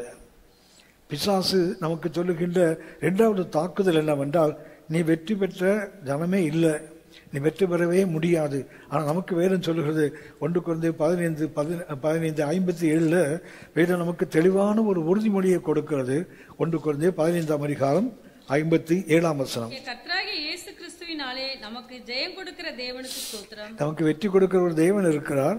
வெற்றி கொடுப்பதற்கு ஒரு நாமம், இயேசு என்ற நாமம் இருக்குது. ஆனால் பிசாசு என்ன பண்ணுவான்னா, நீ வெற்றியே பெற மாட்ட, நீ கண்டிப்பா தோற்று போயிடு, நீ தோற்று போனவன் என்று திரும்ப திரும்ப அதை சொல்லியே நம்மை பலவீனப்படுத்துவான். எதிரி சிதறடிக்க வருகிறான். முதல்ல என்ன பண்ணுவோம்னா, mentally we will make us disorder. நம்முடைய மனநிலையை பாதிக்க வைப்பான். ஒரு பெரிய ராணுவம் வருது, நம்ம என்ன செய்ய போறோமோ திகைக்க வைக்கிறதா அவன் வேலை. அவங்க எங்க சொல்லுகிறார், நீ என்ன பண்ணு, முதல்ல சிதறடிக்கும் முகத்துக்கு முன்னாக வருகிறான், நீ என்ன பண்ணு, உன் அரணை காத்துக்கொள். கர்த்தர் நாகும் 2ஆம் அதிகாரம் 1ஆம் வசனம் சொல்கிறார், சிதறடிக்கிறோம் முன்னாடி வருகிறான், நீ வரும்போது நீ என்ன செய்யணும், உன்னுடைய அரணை காத்துக்கொள். அரண் என்பது பாதுகாப்பின் அடையாளம். சகரியா தீர்க்கதரிசன புத்தகம் 9ஆம் அதிகாரம் 12ஆம் வசனத்துல இந்த அரணை குறித்து நாம் கவனிக்கிறோம். சிறைகளே அரணுக்கு திரும்புங்கள், இரட்டிப்பான நன்மையை தருவேன், இன்றைக்கே தருவேன். அப்படின்னா அரணுக்கு திரும்ப வேண்டிய அவசியம். முதல்ல சொன்னேன், நினைவே மக்கள் அவர்கள் ரட்சிப்பை இழந்து போனவர்கள். காலங்கள் போக போக அது மங்கி காணாமல் போயிடுச்சு. இப்போ எதிரி சிதறடிக்க வருகிறான். அவன் பலவீனத்தை அறிந்து இப்போ போனா இவனை பாதுகாப்பதற்கு ஒரு தேவன் இல்லை. ஆகவே அவன் எளிதாக வருகிறான். வரும்போது கர்த்தர் சொல்லுகிறார், நீ ஒன்றை நினைத்துக் கொள்ள வேண்டும், நீ ஒரு காலகட்டத்தில் ரட்சிக்கப்பட்டவன், உன்னுடைய மூதாதையர், உனக்கு முன்னோடிகள் ரட்சிக்கப்பட்டவர்கள், தேவ சமுத்திரனை முழுமையாக தாழ்த்தி அர்ப்பணித்து அந்த ரட்சிப்பை பெற்றவர்கள். ஆகியனால நீ சோர்ந்து போக வேண்டாம், அந்த ரட்சிப்பை திரும்பவும் பெற்றுக்கொள்ள முடியும். எப்படி சொன்னால், உன்னுடைய அரணை காத்துக்கொள். அரண் என்பது பாதுகாப்பு. சகரியா 9:12 வாசிக்கிறோம். ஒன்று, உனக்கு நம்பிக்கை வேண்டும். இரண்டாவது, நீ திரும்ப வேண்டும். நீ யார்? ஒரு சிறைப்பட்டவன் தான். நம்பிக்கையுடைய சிறை என்றால் கைதிகள் தான். ஆனால் உன்னை கைதியாக இருந்தாலும், நீ சிறைப்பட்டிருந்தாலும் உனக்கு ஒரு நம்பிக்கை இருக்கிறது. பிரிசனர் ஆஃப் ஹோப் என்று ஆங்கிலத்தில் வாசிப்போம். பெற்ற ரட்சிப்பை இழந்து போயிருந்தாலும் இன்னும் உனக்கு ஒரு நம்பிக்கை இருக்கிறது. நீ என்ன செய்யலாம்? உன்னுடைய அரணுக்கு திரும்பு. அப்படின்னா ஒன்று, உனக்கு நம்பிக்கை வேண்டும். அடுத்து, நீ சிறைப்பட்டு இருக்கிறாய், ஆனால் எனக்கு வேண்டும், உனக்கு நம்பிக்கை வேண்டும். என்னை ரட்சித்தவர் மறுபடியும் என்னை தூக்கி எடுப்பார் நிச்சயம் இருக்கணும். இரண்டாவதாக மிக அவசியமானது, நீங்களும் நானும் திரும்ப வேண்டும். போகிற வழியிலே போனால் மாற்றங்கள் வராது, திரும்ப வேண்டும். அதுதான் அரணுக்கு திரும்பு. மூன்றாவது கர்த்தர் சொல்லுகிறார், உன்னுடைய அறையை கட்டி, உன்னுடைய வழியை காவல் பண்ணு. நாகும் 4:2 மூன்றாவது ஒரு தன்மையை பார்க்கிறோம். நீ என்ன செய்யணும்? உன்னுடைய வழியை காவல் பண்ணு. ஒன்று, நீ உன்னுடைய பழைய ரட்சிப்பின் அனுபவத்தை நினைவு கூற வேண்டும். இரண்டாவதாக, நீ உன்னுடைய அரணுக்கு திரும்ப வேண்டும். மூன்றாவதாக, உன் வழியை காவல் பண்ணு. நாகும் 4:2 சொல்லப்பட்ட மூன்றாவது என்ன சொன்னா, நீ உன்னுடைய வழியை காவல் பண்ணு. இந்த வழி என்பதற்கு நாம் அறிந்திருக்கோம். எரேமியா 6:16. எரேமியா 6:16. வழியிலே நின்று பூர்வ பாதைகள் எவை என்று கேட்டு விசாரித்து நல்ல வழியில நடங்க. வழியிலே நின்று பூர்வ பாதைகள் எவை என்று கேட்டு விசாரித்து நல்ல வழி எங்கே என்று பார்த்து அதிலே நடவுங்கள். அப்பொழுது உங்கள் ஆத்மாவுக்கு இளைப்பாறுதல் கிடைக்கும் என்று கர்த்தர் சொல்லுகிறார். அவர்களோ நாங்கள் அதிலே நடக்க மாட்டோம் என்கிறார்கள். எப்பவுமே கர்த்தர் சொல்லுது, இது எதிராக பேசியே நமக்கு பழக்கம். கர்த்தர் சொல்லுகிறார், வழியில கொஞ்சம் நெல்லுப்பா, பூர்வ பாதை எது என்று கேட்டு. இந்த வழி என்பது நம்முடைய வாழ்க்கை முறை, பாதை என்பது நாம் நடக்கின்ற வழி. இந்த ரெண்டையுமே கர்த்தர் சொல்லி நின்று என்ன பண்ணு. ஏன்னா நிறைய வழிகள் இருக்குது, கிராஸ் ரோட்ஸ், நிறைய சாலைகள் வந்து இடத்துல சேருகிறது. அங்கே ஒருத்தர் நிற்கிறான், நீ கொஞ்சம் நின்றுப்பா, நின்று என்ன செய்ய வழிகள் என்று. எது பூர்வ பாதை? நினைவுக்கு சொன்னேன், 150 ஆண்டுகளுக்கு முன்னாடி ரட்சிக்கப்பட்ட கூட்டம் அதெல்லாம். வழியில் நின்று பூர்வ பாதைன்னு கேட்டு விசாரித்து எது நல்ல பாதையோ அதில் நீ நடந்தால் உன் ஆத்மாவுக்கு இளைப்பாறுதல் கிடைக்குன்னு சொல்கிறாங்கல்ல. அப்படின்னா எதிரி வந்து நீ வெற்றி பெற மாட்ட, தோற்று போயிடுவேன்னு சொன்னால் நம்முடைய ஆத்மாவை பலப்படுத்துகின்ற அந்த தன்மை நமக்கு வேணும். அதான் வழியை காவல் பண்ணு. நாலாவது, நாக்கும் 2:1 வாசிக்கிறோம், உன் அறையை கட்டிக்கொள். உன் அறையை கட்டிக்கொள்ளு வாசிக்கிறோம். அடுத்தது, இந்த அறையை கட்டிக்கொள்வது என்பது நான் ஏற்கனவே சொன்னேன், கர்த்தருடைய சத்தியம் நமது வாழ்க்கையினுடைய வே ஆஃப் லைஃபை மாறணும்.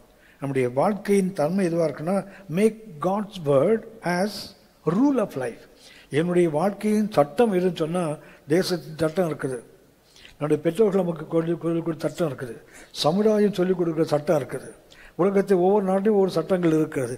ஆனால் நாம் நடக்க வேண்டிய சட்டம் கர்த்தருடைய சட்டம். அது வைரத்தை படிப்பது இருக்குன்னு சொன்னால், it must become a rule of my life.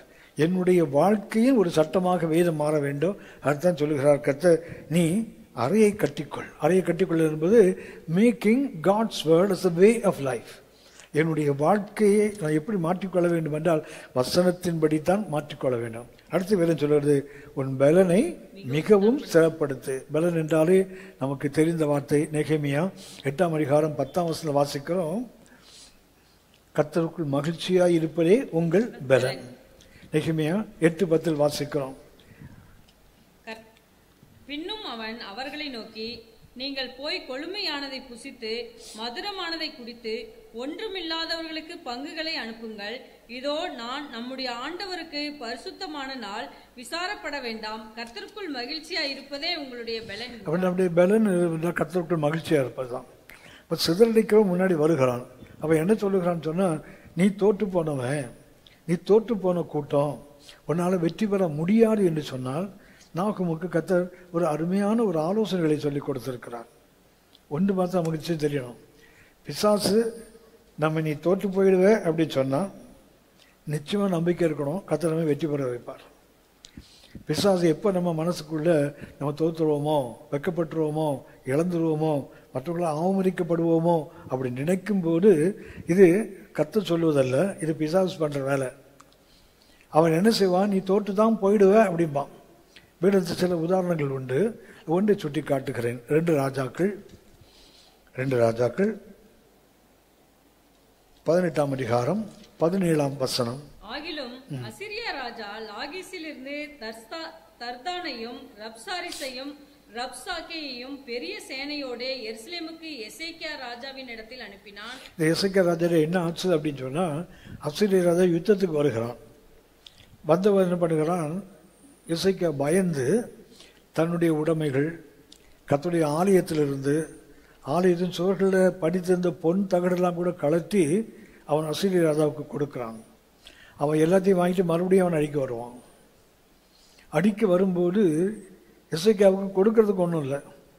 அவன் இவனை எப்படியெல்லாம் பயமுறுத்த முடியுமோ, அந்த 18ஆம் அதிகாரம் 19ஆம் அதிகாரம் பார்த்தீங்கன்னா, அந்த 14ஆம் வசனம் வரைக்கும், 19ஆம் அதிகாரம் 13ஆம் வசனம் வரைக்கும் பார்த்தீங்கன்னா, அவன் தொடர்ந்து பயமுறுத்தி கொண்டே இருக்கிறான். அவனுடைய பிரதானிகளை அனுப்புகிறான், அவனுடைய தளபதிகளை அனுப்புகிறான், ஜனங்களோடு பேசுகிறான், எபிரேய மொழியில் பேசுகிறான். அவன் ஒரு அசீரியன், ஆனால் எபிரேய மொழியில் வந்து ஜனங்களுக்கு அப்போ தானே புரியும். அப்போ அந்த பிரபுக்கள், இஸ்ரவேலின் யூதாவின் பிரபுக்கள் சொல்கிறாங்க, நீ உங்கள் பாஷையில் பேசு, எங்கள் பாஷையில் பேசாதன்னு சொன்னால் நான் அப்படி தான் பேசுவேன், ஏன்னா இவன் தான் தோற்று அடிமைகளாக வரப்போகிறாங்க, அவனுக்கு தெரியணும். அது பயமுறுத்துகிறான். ஒரு எல்லை சொல்கிறான், அவன் சொல்லுகிறான், இத்தனை நாடுகளுக்கு நாங்கள் வெற்றி பெற்றிருக்கிறோம். அசீரியா எல்லா நாடுகளையும் தோற்கடித்து கொண்டே வருகிறான். அப்புறம் அவன் சொல்கிறான், இத்தனை நாடுகளுக்கு நாங்கள் யுத்தம் செய்தோமே, ஒவ்வொரு நாட்டுக்கும் ஒரு தெய்வம் இருக்குது, எந்த தெய்வமும் அவர்களை பாதுகாக்கலை, எந்த தெய்வம் அவர்களுக்கு விடுதலை கொடுக்கல. ஆக்கினால இதை எசேக்கியா சொல்லுவான், யெகோவா நம்ம விடுதலையாக்குவார்னு சொல்லுவான், நீங்கள் நம்பாதீங்க. பயமுறுத்துகிறான். ஆனால் அந்த 19ஆம் அதிகாரம் 14ஆம் வசனம், 2 ராஜாக்கள் 19:14. எசேக்கியா ஸ்தானாதிபதிகளின் கையிலிருந்து நிருபத்தை வாங்கி வாசித்த பின்பு அவன் கர்த்தரின் ஆலயத்திற்கு போய் அதை கர்த்தருக்கு முன்பாக விரித்து கர்த்தரை நோக்கி. போடுமா என்ன பண்றான், எசேக்கியாவுக்கு அசீரிய ராஜா கடிதம் அனுப்பியிருக்கான். அதாவது நீ என்னுடைய யுத்தத்துக்கு வர முடியுமா, இதை பண்ணி நிறைய சொல்லுகிறான். எசேக்கியா என்ன பண்றாரு, அதை படிச்சுட்டு நேரே சர்ச் போறார். போயிட்டு லெட்டரை கர்த்தர் சமூகத்தை காட்டுறாரு. அதுக்கு அர்த்தம் என்னன்னா, ஆண்டவரே இந்த லெட்டர் எனக்கு வரல, உங்களுக்கு வந்திருக்குது, அட்ரஸ் மாதிரி வந்துச்சு. நமக்கு லெட்டர் வரும்போது பக்கத்து வீட்டில் போயிட்டு அவங்க கொண்டு கொடுக்குறாங்களோ, அதே மாதிரி எசேக்கியா அவருக்கு வந்த கடிதத்தை கர்த்தர் அப்படி விரித்து காட்டுகிறான். ஆண்டவரே இது அட்ரஸ் மாதிரி வந்துச்சு, இது உங்களுக்கு தான் அந்த கடிதம். வேறு அழகாக சொல்லுகிறது. அதே 2 ராஜாக்கள் 19ஆம் அதிகாரம் 35ஆம் வசனம் வாசிக்க. அன்று ராத்திரியில் சம்பவித்தது என்னவென்றால், கர்த்தருடைய தூதன் புறப்பட்டு அசிரியரின் பாளையத்தில் 1,90,000 பேரை சங்கரித்தான். அதிகாலமே எழுந்திருக்கும் போது இதோ அவர்கள் எல்லாரும் செத்த பிரேதங்களாய் கிடந்தார்கள். போதுமா அப்படின்னா, ஒரே ஒரு தூதன் வருகிறான் ராத்திரியில். ஒரு நாள் ராத்திரியில் சொல்லப்போனால் நைட் ஷிஃப்ட் ஒர்க் அது. 1,85,000 பேரை கொள்றான் பாருங்களேன், ஒரே ஒரு தூதன். இந்த லெட்டரை காட்டினான் கர்த்தர் விண்ணப்பம் செய்தார். நடந்தது என்ன சொன்னா, பிசாசு சொன்னான், நீ தோற்று போயிடுவ, நீ ஜெயிக்க மாட்டேன், அவ்வளோதான், முழுவதும் அழிஞ்சு போயிடுவீங்க. ஆனால் எசேக்கியா அந்த கடிதத்தை கர்த்தர்ட்ட காட்டுகிறான். கர்த்தர் ஒரு தூதனை அனுப்புகிறார். ஒரே ராத்திரியில் 1,85,000 பேர். அடுத்த நாள் காலையில் பார்த்தா எல்லாம் பிணங்களாக பார்க்குறாங்க. எதை போல சொன்னால், சிவந்த சமுத்திரத்தில் இஸ்ரவேல் மக்கள் கடந்து போயிட்டாங்க, பின்னாடி எகிப்தியன் பெண்ணை வந்தாங்க. கர்த்தர் சொன்னான், இன்னைக்கு காண்ற எகிப்தியன் என்னைக்கும் பார்க்க மாட்டேன்டார். ஆனால் அடுத்த நாள் காலையில் பார்த்தா எல்லாரும் பார்க்குறாங்க. ஆனால் எப்படி பார்த்தாங்கன்னா, கடற்கரை வரத்து பிணமாக கிடந்தாங்க எல்லாம். பார்வோனுடைய ரதம், அவனுடைய வந்த அந்த 600 ரதங்கள் கூட வந்த போர் எல்லாரும் செத்து பிணங்களாக பார்க்கிறார்கள். அர்த்தம் ஏசாயா சொல்லுகிறார், உனக்கு எதிராக வந்தவொடனே நீ தேடினாலும் காண மாட்டாய். நான் கொச்சையாக சொன்னால் அட்ரஸ் இல்லாமல் போயிடுவான்னு அர்த்தம். அந்த அளவுக்கு நமக்கு கர்த்தர் சத்தியத்தை கொடுத்துருக்கிறார். ஆனால் நாம் இன்னைக்கு என்ன நினைக்கிறோம், பிசாசுன்னு சொல்கிறான், நீ வெற்றி பெற மாட்ட, நீ தோற்று போயிடுவேன்னு சொன்னால் அது நமக்கு நம்புவது லகுவாக இருக்கு பாருங்களேன். இதுதான் சத்தியம் நமக்கு அரைக்கச்சையாக மாற வேண்டும். மூணாவது சுட்டி காட்டுகிறேன். ஒன்று, முதல்ல கவனித்தோம், எது சொல்லுவான், நீ விடுதலை ஆக மாட்டேன்பா. ரெண்டாவது என்ன பண்ணுவான், நம்மை சிதறடிக்கிறதுக்கு வருவான். மூன்றாவது, அவனை மேற்கொள்ள வேண்டும். நாம் இது வந்துட்டான், இப்போ ஃபேஸ் டு ஃபேஸ் வந்துட்டான். கர்த்தர் சொன்ன முகத்துக்கு முன்பாக வருவான்னு சொன்னார். வரவன் நாம் என்ன செய்யணும், அவனை மேற்கொள்ள வேண்டுமானால் 1 ராஜாக்கள் 18ஆம் அதிகாரம் 46ஆம் வசனம். 1 ராஜாக்கள் 18:46. கர்த்தருடைய கை எலியாவின் மேல் இருந்ததினால் அவன் தன் அறையை கட்டிக்கொண்டு யெஸ்ரயேலுக்கு வருமட்டாக ஆகாபுக்கு முன் ஓடினான். மூன்றாவது, அறையை கட்டின ஒருவரை பார்க்கிறோம். இவர் எலியா தீர்க்கதரிசி. அவர் கர்மேலிலே கர்த்தரை தேவனை நிரூபித்து விட்டார். நிரூபித்து விட்டு அவர் மழைக்காக ஜெபிக்கிறார். ஒரு கையளவு மேகம் வருகிறது. அப்போது அவர் சொல்கிறார், ஊழியக்காரர் பார்த்து சொல்லுகிறார், அந்த ஆகாபை சீக்கிரமாக ஓடி போக சொல்லு. இரண்டால் கர்மேலில் இருக்கிறாங்க, இஸ்ரேலுக்கு ஓடி போகணும். கர்மேலுக்கும் இஸ்ரேலுக்கும் ஏறக்குறைய 30 மைல் தூரம். நம்ம வாழ்ந்து சொன்னால் 50 கிலோமீட்டர். இவனை அனுப்புகிறார். அந்த வேலை சொல்லு, கர்த்தருடைய கை எலியா மேலே இருந்ததுனால அவன் தன் அறையை கட்டினானாம்.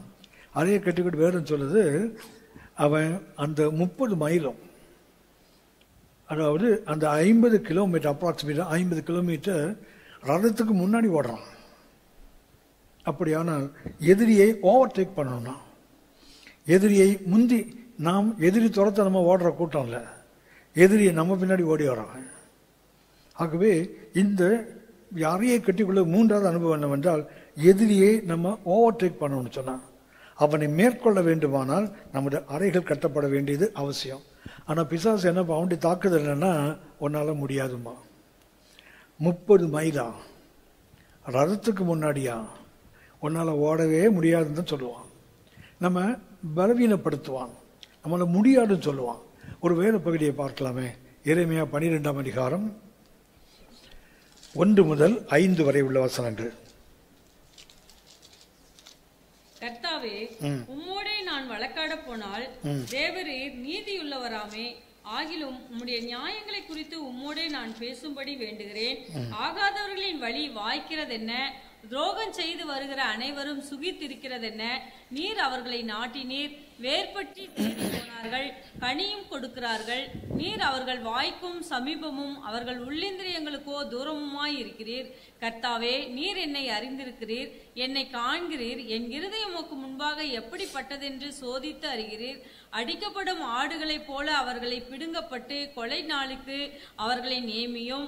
எந்த மட்டும் தேசம் புலம்பி எல்லா வெளியின் புல்லும் வாடி அதன் குடிகளுடைய பொல்லாப்பி நிமித்தம் மிருகங்களும் பறவைகளும் அழிய வேண்டும். எங்கள் முடிவை அவன் காண்பதில்லை என்கிறார்கள். இது எரேமியாவினுடைய ஒரு தடுமாற்றம். அவர் ஆரம்பிக்கிறார், கர்த்தாவை உம்முடைய நான் வழக்காட போனால், அதாவது கர்த்தருக்கு வக்கீல் நோட்டீஸ் அனுப்புறாரு. வழக்காட போனால் நீ நீதி உள்ளவராம, அதான் உங்களுக்கு தெரியுது இல்லை, அப்புறம் ஏன் வக்கீல் நோட்டீஸ் அனுப்புறீங்க? அவன் நீதி உள்ளவன் உங்களுக்கு தெரியுது, அப்புறம் ஏன் நீங்க நோட்டீஸ் அனுப்புறீங்க? அது சொல்லுகிறான், ஆகாரம் வழியெல்லாம் வாய்க்குத, அக்கிரமணம்லாம் சுகித்து இருக்காங்களே, இது அவரால் நம்ப முடியல. என்ன சொல்லுறாருன்னா, அந்த ஆகாதவன் பொல்லாதவன் அவன் செழிப்பா இருக்க காரணம் நீங்க தான், நீங்க தான் அவனை நாட்டினீங்க, நீங்க தான் அவனை செழிக்க பண்ணீங்க அப்படின்னா கர்த்தர் மேல குற்றத்தை அடிக்க கொண்டே போகிறார். அந்த பொல்லாதவன் இருக்கிறதுனால தேசம் புலம்புற, தேசம் வாடுத, மிருகங்கள் தாவரங்கள் எல்லாம் அழிஞ்சு போகுத.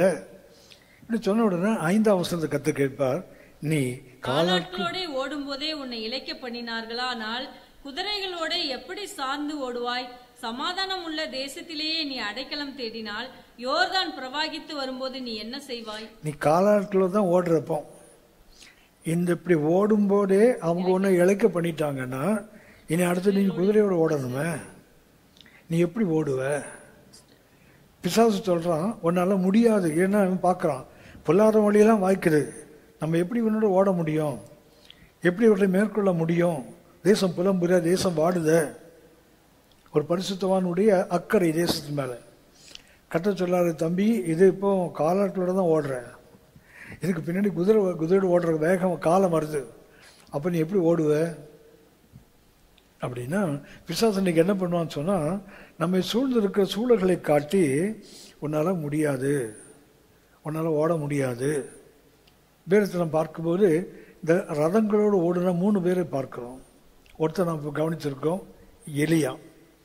அடுத்தது அப்போஸ்தலர் 8ஆம் அதிகாரம், அப்போஸ்தலர் நடவடிக்கைகள் 8ஆம் அதிகாரம் 29ஆம் வசனம். ஆவியானவர் நீ போய் அந்த ரதத்துடனே சேர்ந்து கொள் என்று பிலிப்புடனே சொன்னார். இரண்டாவது ரதத்தோடு ஓடுறாள் யாருன்னா பிலிப்பு, சுவிசேஷகன் ஆகிய பிலிப்பு. அவர் சமாரியால் ஒரு பெரிய எழுப்புதலுக்கு பயன்பட்டு திரும்பி வந்து உட்கார்ந்துருக்கார். கர்த்தர் சொல்லி, எழுந்து தெற்கே காசாவுக்கு போகிற அந்த வனாந்திரம் வழியாக போகும்போது அங்கே ஒரு ரதம் போயிட்டு இருக்குது. அவன் கந்தாகை நாட்டினுடைய அரசியனுடைய பொருளாதார அமைச்சர், நிதி அமைச்சர். அவன் அங்கிருந்து, எத்தியோப்பியா நாடு என்பது ஆக்சுவலாக அது ஒரு நீக்ரோ கண்ட்ரி, அங்கிருந்து அவன் எருசலேமுக்கு வருகிறான். கர்த்தரை பணிந்து கொள்வதற்கு எருசலேமுக்கு வருகிறான். அவன் வனாந்திர வழிகளிலே தன்னுடைய ரதத்தில் அவனுடைய பரிவாரங்களோடு வருகிறான். வந்து ஆராதித்து விட்டு திரும்ப ஊருக்கு போகிறான். போகும்போது அவன் கர்த்தருடைய வேதத்தை ஏசாயா புத்தகத்தை படிச்சுட்டு போகிறான். 53ஆம் அதிகாரத்தை படிச்சுட்டு போகிறான். அவருக்கு புரியலை. இப்போ கர்த்தர் பிலிப்பை எழுப்பி, நீ எழும்பு, நட, ஓடு, ரதத்தோடு சேர்ந்து கொள். நாம் பார்த்தோம், எலியா ரதத்துக்கு முன்னாடி ஓடுனாரு. இப்போ ரதத்தோடு ஓடுற ஒருத்தரை பார்க்குறோம். ஓடுகிறார். ஓடும்போது அவர் கேட்குறார், நீ படிக்கிறே உனக்கு புரியுதா? அவர் சொல்லுவார், எனக்கு ஒரு விவரித்து சொல்லாவிட்டால் எனக்கு எப்படி தெரியும்? அவர் இந்த கந்தாகி மந்திரியை ரதத்தில் ஏற்றிக்கொள்கிறார். அவன் இயேசுவை பற்றி அந்த 53ஆம் அதிகாரத்தை அடிப்படையாக கொண்டு ஆண்டவர் இயேசுவை பற்றி அவனுக்கு விவரித்து சொல்லுகிறான். வழியை தண்ணீர் இருக்கிற இடத்துக்கு வரும்போது சொல்லுகிறான், தண்ணீர் இருக்கிற ஞானஸ்தானம் பெற தடை என்ன? அப்படி என்றால் ரதத்தோடு ஓடுவதின் அனுபவம் என்னவென்றால் சுவிசேஷமயமாக்குவதற்கு, இவாஞ்சலைஸ் பண்ணுறதுக்கு. அவன் யெகோவாவை ஆராதிக்கிறவன், ஆனால் அவனுக்கு இயேசுவை தெரியாது. அந்த கந்தாகி மந்திரி அவன் யெகோவாவை ஆராதிக்க வந்தவன் தான். ஏன்னா எருசலேம் ஆலயத்துக்கு வருகிறான். அவனுக்கு இயேசுவை தெரிந்திருக்க வாய்ப்பில்லை. ஆனால் அவன் படிக்கிற இந்த ஏசாயா 53ஆம் அதிகாரத்தை பயன்படுத்தி ரதத்தோடு ஓடி ரதத்தில் ஏறி அவனை இயேசுக்குள் நடத்தி அவன் இயேசுவாக ஞானஸ்நானம் பெறுகிறான். இந்த கடைசி வசனம், 8ஆம் அதிகாரம் கடைசி வசனம், அவன் அப்புறம் பிலிப்பை காணாம அவன் சந்தோஷத்தோட திரும்பி போனான்னு போட்டிருக்குது. அவனை சந்தோஷத்தோடு அனுப்புகின்ற ஒரு அனுபவம் இருக்குது. அப்படின்னா ரதத்தோடு ஓடுகின்ற ஒரு அனுபவம், ரதத்துக்கு முந்தி ஓடுகின்ற அனுபவம், ரதத்தோடு ஓடுகின்ற அனுபவம். இன்னும் ஒருவர் இருக்கிறார், ரதத்துக்கு பின்னாடி ஓடினவர். 2 ராஜாக்கள் 5ஆம் அதிகாரம், 2 ராஜாக்கள் 5ஆம் அதிகாரம் 20-21 வசனங்கள். தேவனுடைய மனுஷனாகிய எலிசாவின் வேலைக்காரன் கேயாஸ் என்பவன் அந்த சீரியனாகிய நாகமான் கொண்டு வந்ததை என் ஆண்டவன் அவன் கையிலே வாங்காமல் அவனை விட்டுவிட்டார். நான் அவன் பிறகே ஓடி அவன் கையிலே ஏதாகிலும் வாங்குவேன் என்று கர்த்தருடைய ஜீவனின் மேல் ஆணையிட்டு நாகமானை பின்தொடர்ந்தான். அவன் தன் பிறகே ஓடி வருகிறதை நாகமான் கண்டபோது, போதுமா, இந்த நாகமான் அவன் சுகமாகி அவன் ஊருக்கு திரும்பி போறான், சிரியாவுக்கு போகிறான். அவன் கொடுத்த காணிக்கையை எலிசா தீர்க்கதரிசி வாங்கவில்லை, தட்டுதல் பண்ணிட்டார். இதை கேயாசி பார்த்து கொண்டே நிற்கிறான், எலிசாவின் ஊழியக்காரன். நாம் அறிந்திருக்கிறோம், எலியாவின் கைகளில் நீர் வார்த்தன எலிசா இரட்டிப்பான வல்லமையை எலியாவை போல பெற்றுக்கொள்கிறான். இந்த எலிசாவின் கையில் நீர் வார்க்கிறவன் தான் இந்த கேயாஸ். இவன் ஒழுங்கா இருந்திருந்தா எலியாவை போல 4 மடங்கு வல்லமையை பெற்றிருக்க முடியும். கேயாஸ் என்ற பேருக்கு அர்த்தமே என்னவென்றால் வேலி ஆஃப் விஷன்ஸ், தரிசனங்கள் நிறைந்த பள்ளத்தாக்கு. அவன் பேருக்கு அர்த்தம். அவ்வளோ பேர், அற்புதமான பேர். ஆனால் அவன் பார்க்குறான், என் எஜமான் வண்டியை வாங்காமல் அனுப்பிட்டான், நான் அப்படியே அவன் அனுப்ப மாட்டேன், எதையாகிலும் அவன் பின்னாடி போய் வாங்குவேன். அவன் சொல்லும்போது கொஞ்சம் நல்லா சொல்லியிருக்கலாமே, கொஞ்சம் பொண்ணு வாங்குவேன், கொஞ்சம் மாற்று வஸ்திரம் வாங்குவேன்னு சொல்லியிருக்க கூடாதா? எதையாகிலும் என்று சொன்னான். கிடைச்சது குஷ்டரோகம் கிடைச்சது. அவன் எதையாகிலும் என்றான். நாகமாண்டு குஷ்டரோகம் வாங்கிட்டு வந்துட்டான். அப்படின்னா ரதத்தோடு ஓடுகின்ற 3 அனுபவங்கள். ஒன்று, ரதத்துக்கு பின்னாடி ஓடி போய் அவனுக்கும் அவன் சந்ததிக்கும் குஷ்டரோகத்தை வாங்கி கொள்ளுகிறான். இன்னொருவன் ரதத்தோடு ஓடி அவனை தேவனண்டை நடத்துகிறான். இன்னொருவன் எதிரியை மேற்கொண்டு ஓடி ரதத்துக்கு முன்னாடி ஓடுகிறான். அப்படின்னா பிசாசு என்ன சொல்லுவான்னு சொன்னா, உன்னால் ஓட முடியாது, உன்னோட ஓட முடியாதா, உன்னை முந்தினால ஓட முடியும், உன்னை விட முந்தி ஓடுவதற்கு கர்த்தர் எனக்கு கிருபையை கொடுப்பார். இந்த நாட்களில் நாம் அறிய வேண்டிய ஒன்று, கர்த்தர் சபைக்கு வைத்திருப்பது ஓவர்டேக்கிங் மினிஸ்ட்ரி. அப்படி எல்லாரும் ஓடுற மாதிரி ஓடுற ஊழியம் இல்லை, எல்லாரையும் முந்தி ஓடுகின்ற ஒரு ஊழியம். 2 சாமுவேல் புஸ்தகம் 18ஆம் அதிகாரம் 2 சாமுவேல் 18ஆம் அதிகாரம் 23ஆம் வசனம். அதற்கு அவன், எப்படியானாலும் நான் ஓடுவேன் என்றான். அப்பொழுது யோவாப், ஓடு என்றான். அப்படியே அகிமாஸ் சமனான பூமி வழியா ஓடி கூசிக்கு முந்தி கொண்டான். இங்கே ஒரு ஓவர் டேக்கிங் பேட்டர் நாம் பார்க்கிறோம். அது முந்திக் கொண்டு ஓடுகிற அனுபவத்தை பார்க்கிறோம். அகிமாஸ் இவன் ராசானுடைய மகன், தாவீதோடு இருக்கிறான். தாவீதுக்கு உரமாக அவருடைய மகன் அப்சலோம் யுத்தத்துக்கு வருகிறான். யுத்தத்துக்கு போகும்போது தாவீதின் மனுஷன் சொல்லிட்டாங்க, நீ எங்களோடு வரக்கூடாது, ஏனென்றால் நீ இஸ்ரவேலுடைய விளக்கு நீதான், நீ அணைந்து போகக்கூடாது, எங்களை எத்தனை ஆயிரங்கள் செத்தாலும் பரவாயில்ல, ஆனால் நீ உயிரோடு இருக்க வேண்டும் என்று தாவீதை நிறுத்திவிட்டு இவங்க யுத்தத்துக்கு போகிறாங்க. அப்போ தாவீது சொல்லி அனுப்புவார், ஏன்னா என்ன இருந்தாலும் எதிரினாலும் பையன் இல்லை, அப்சலோம் மகன் இல்லை. அது சொல்லுகிறார், பிள்ளையாண்டானை மெதுவாக நடத்துங்க. யுத்தத்தில் அப்சலோம் கொல்லப்படுகிறான். இந்த செய்தியை தாவீது யுத்த களத்திலிருந்து தாவீதுக்கு கொண்டு வர வேண்டும். இதற்கு கூஷி என்று ஒரு வார்த்தை வாசிக்கிறோம். கூஷி என்றால் கூசைட், அதாவது எத்தியோப்பியன்.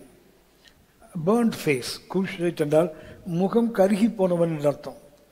அந்த ஆப்பிரிக்கன் அந்த ரேஸ்க்கு சொல்லக்கூடிய வார்த்தை கூஷைட். இந்த கூஷி இருக்குன்னு சொன்னால் போர்க்களத்தில் இருப்பாங்க. வெற்றி தோல்வி செய்திகளை நாட்டுக்குள்ள அரசர்களுக்கு கொண்டு வருவதற்கு ஓடுகிறவன் இந்த கூஷி தான்.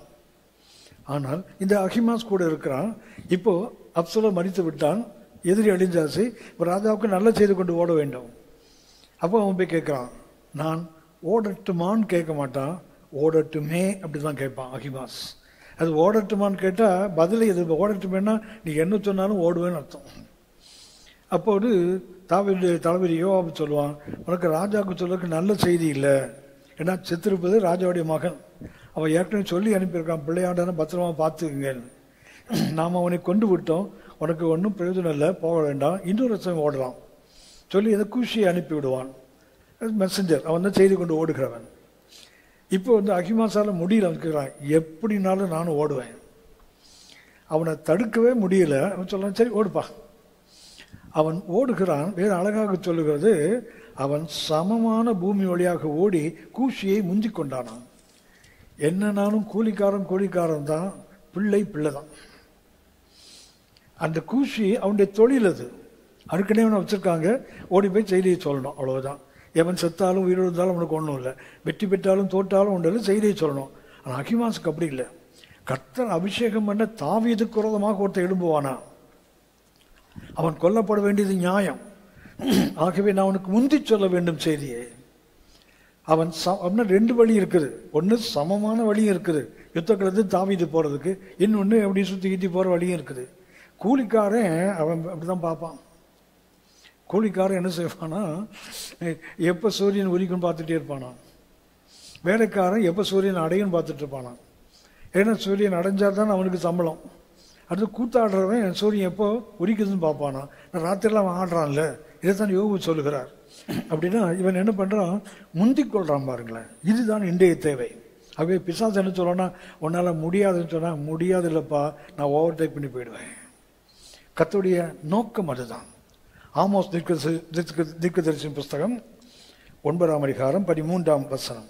ஆமோஸ் 9:13. ஆமோஸ் 9:13. இதோ உழுகிறவன் அறுக்கிறவனையும் திராட்சை பழங்களை ஆலை ஆடுகிறவன் விதைக்கிறவனையும் தொடர்ந்து பிடித்து பர்வதங்கள் திராட்சை ரசமாய் வடிகிறதும் மேடுகள் எல்லாம் கரைகிறதுமான நாட்கள் வரும் என்று கர்த்தர் சொல்லுகிறார். ஒரு ஓவர் டேக்கிங் மினிஸ்ட்ரி சொல்றார் பாருங்களேன். ஓவர் டேக்கிங் மினிஸ்ட்ரி, அதாவது அறுவடை செய்தா அதை கட்டி களத்து மேலே கொண்டு போகிற வரைக்கும் விழக்கூடாது. அடங்கி போய் இந்த அறுக்கிறவனை உழுகிறவன் முந்தி கொள்வானா. அகத்தனா அறுத்துட்டியா எடுத்துட்டு ஓடு, இல்லைன்னா நான் அதை உழுது எருவாக்கிடுவாங்க. அப்படின்னா இது இந்த காலம் என்ன காலம் சொன்னால், அவர் செய்யட்டும் அதுக்கப்புறம் பார்த்து செய்வோமல்ல, நான் மற்றவர்களை முந்தி கொண்டு ஓட வேண்டிய காலகட்டம் இது.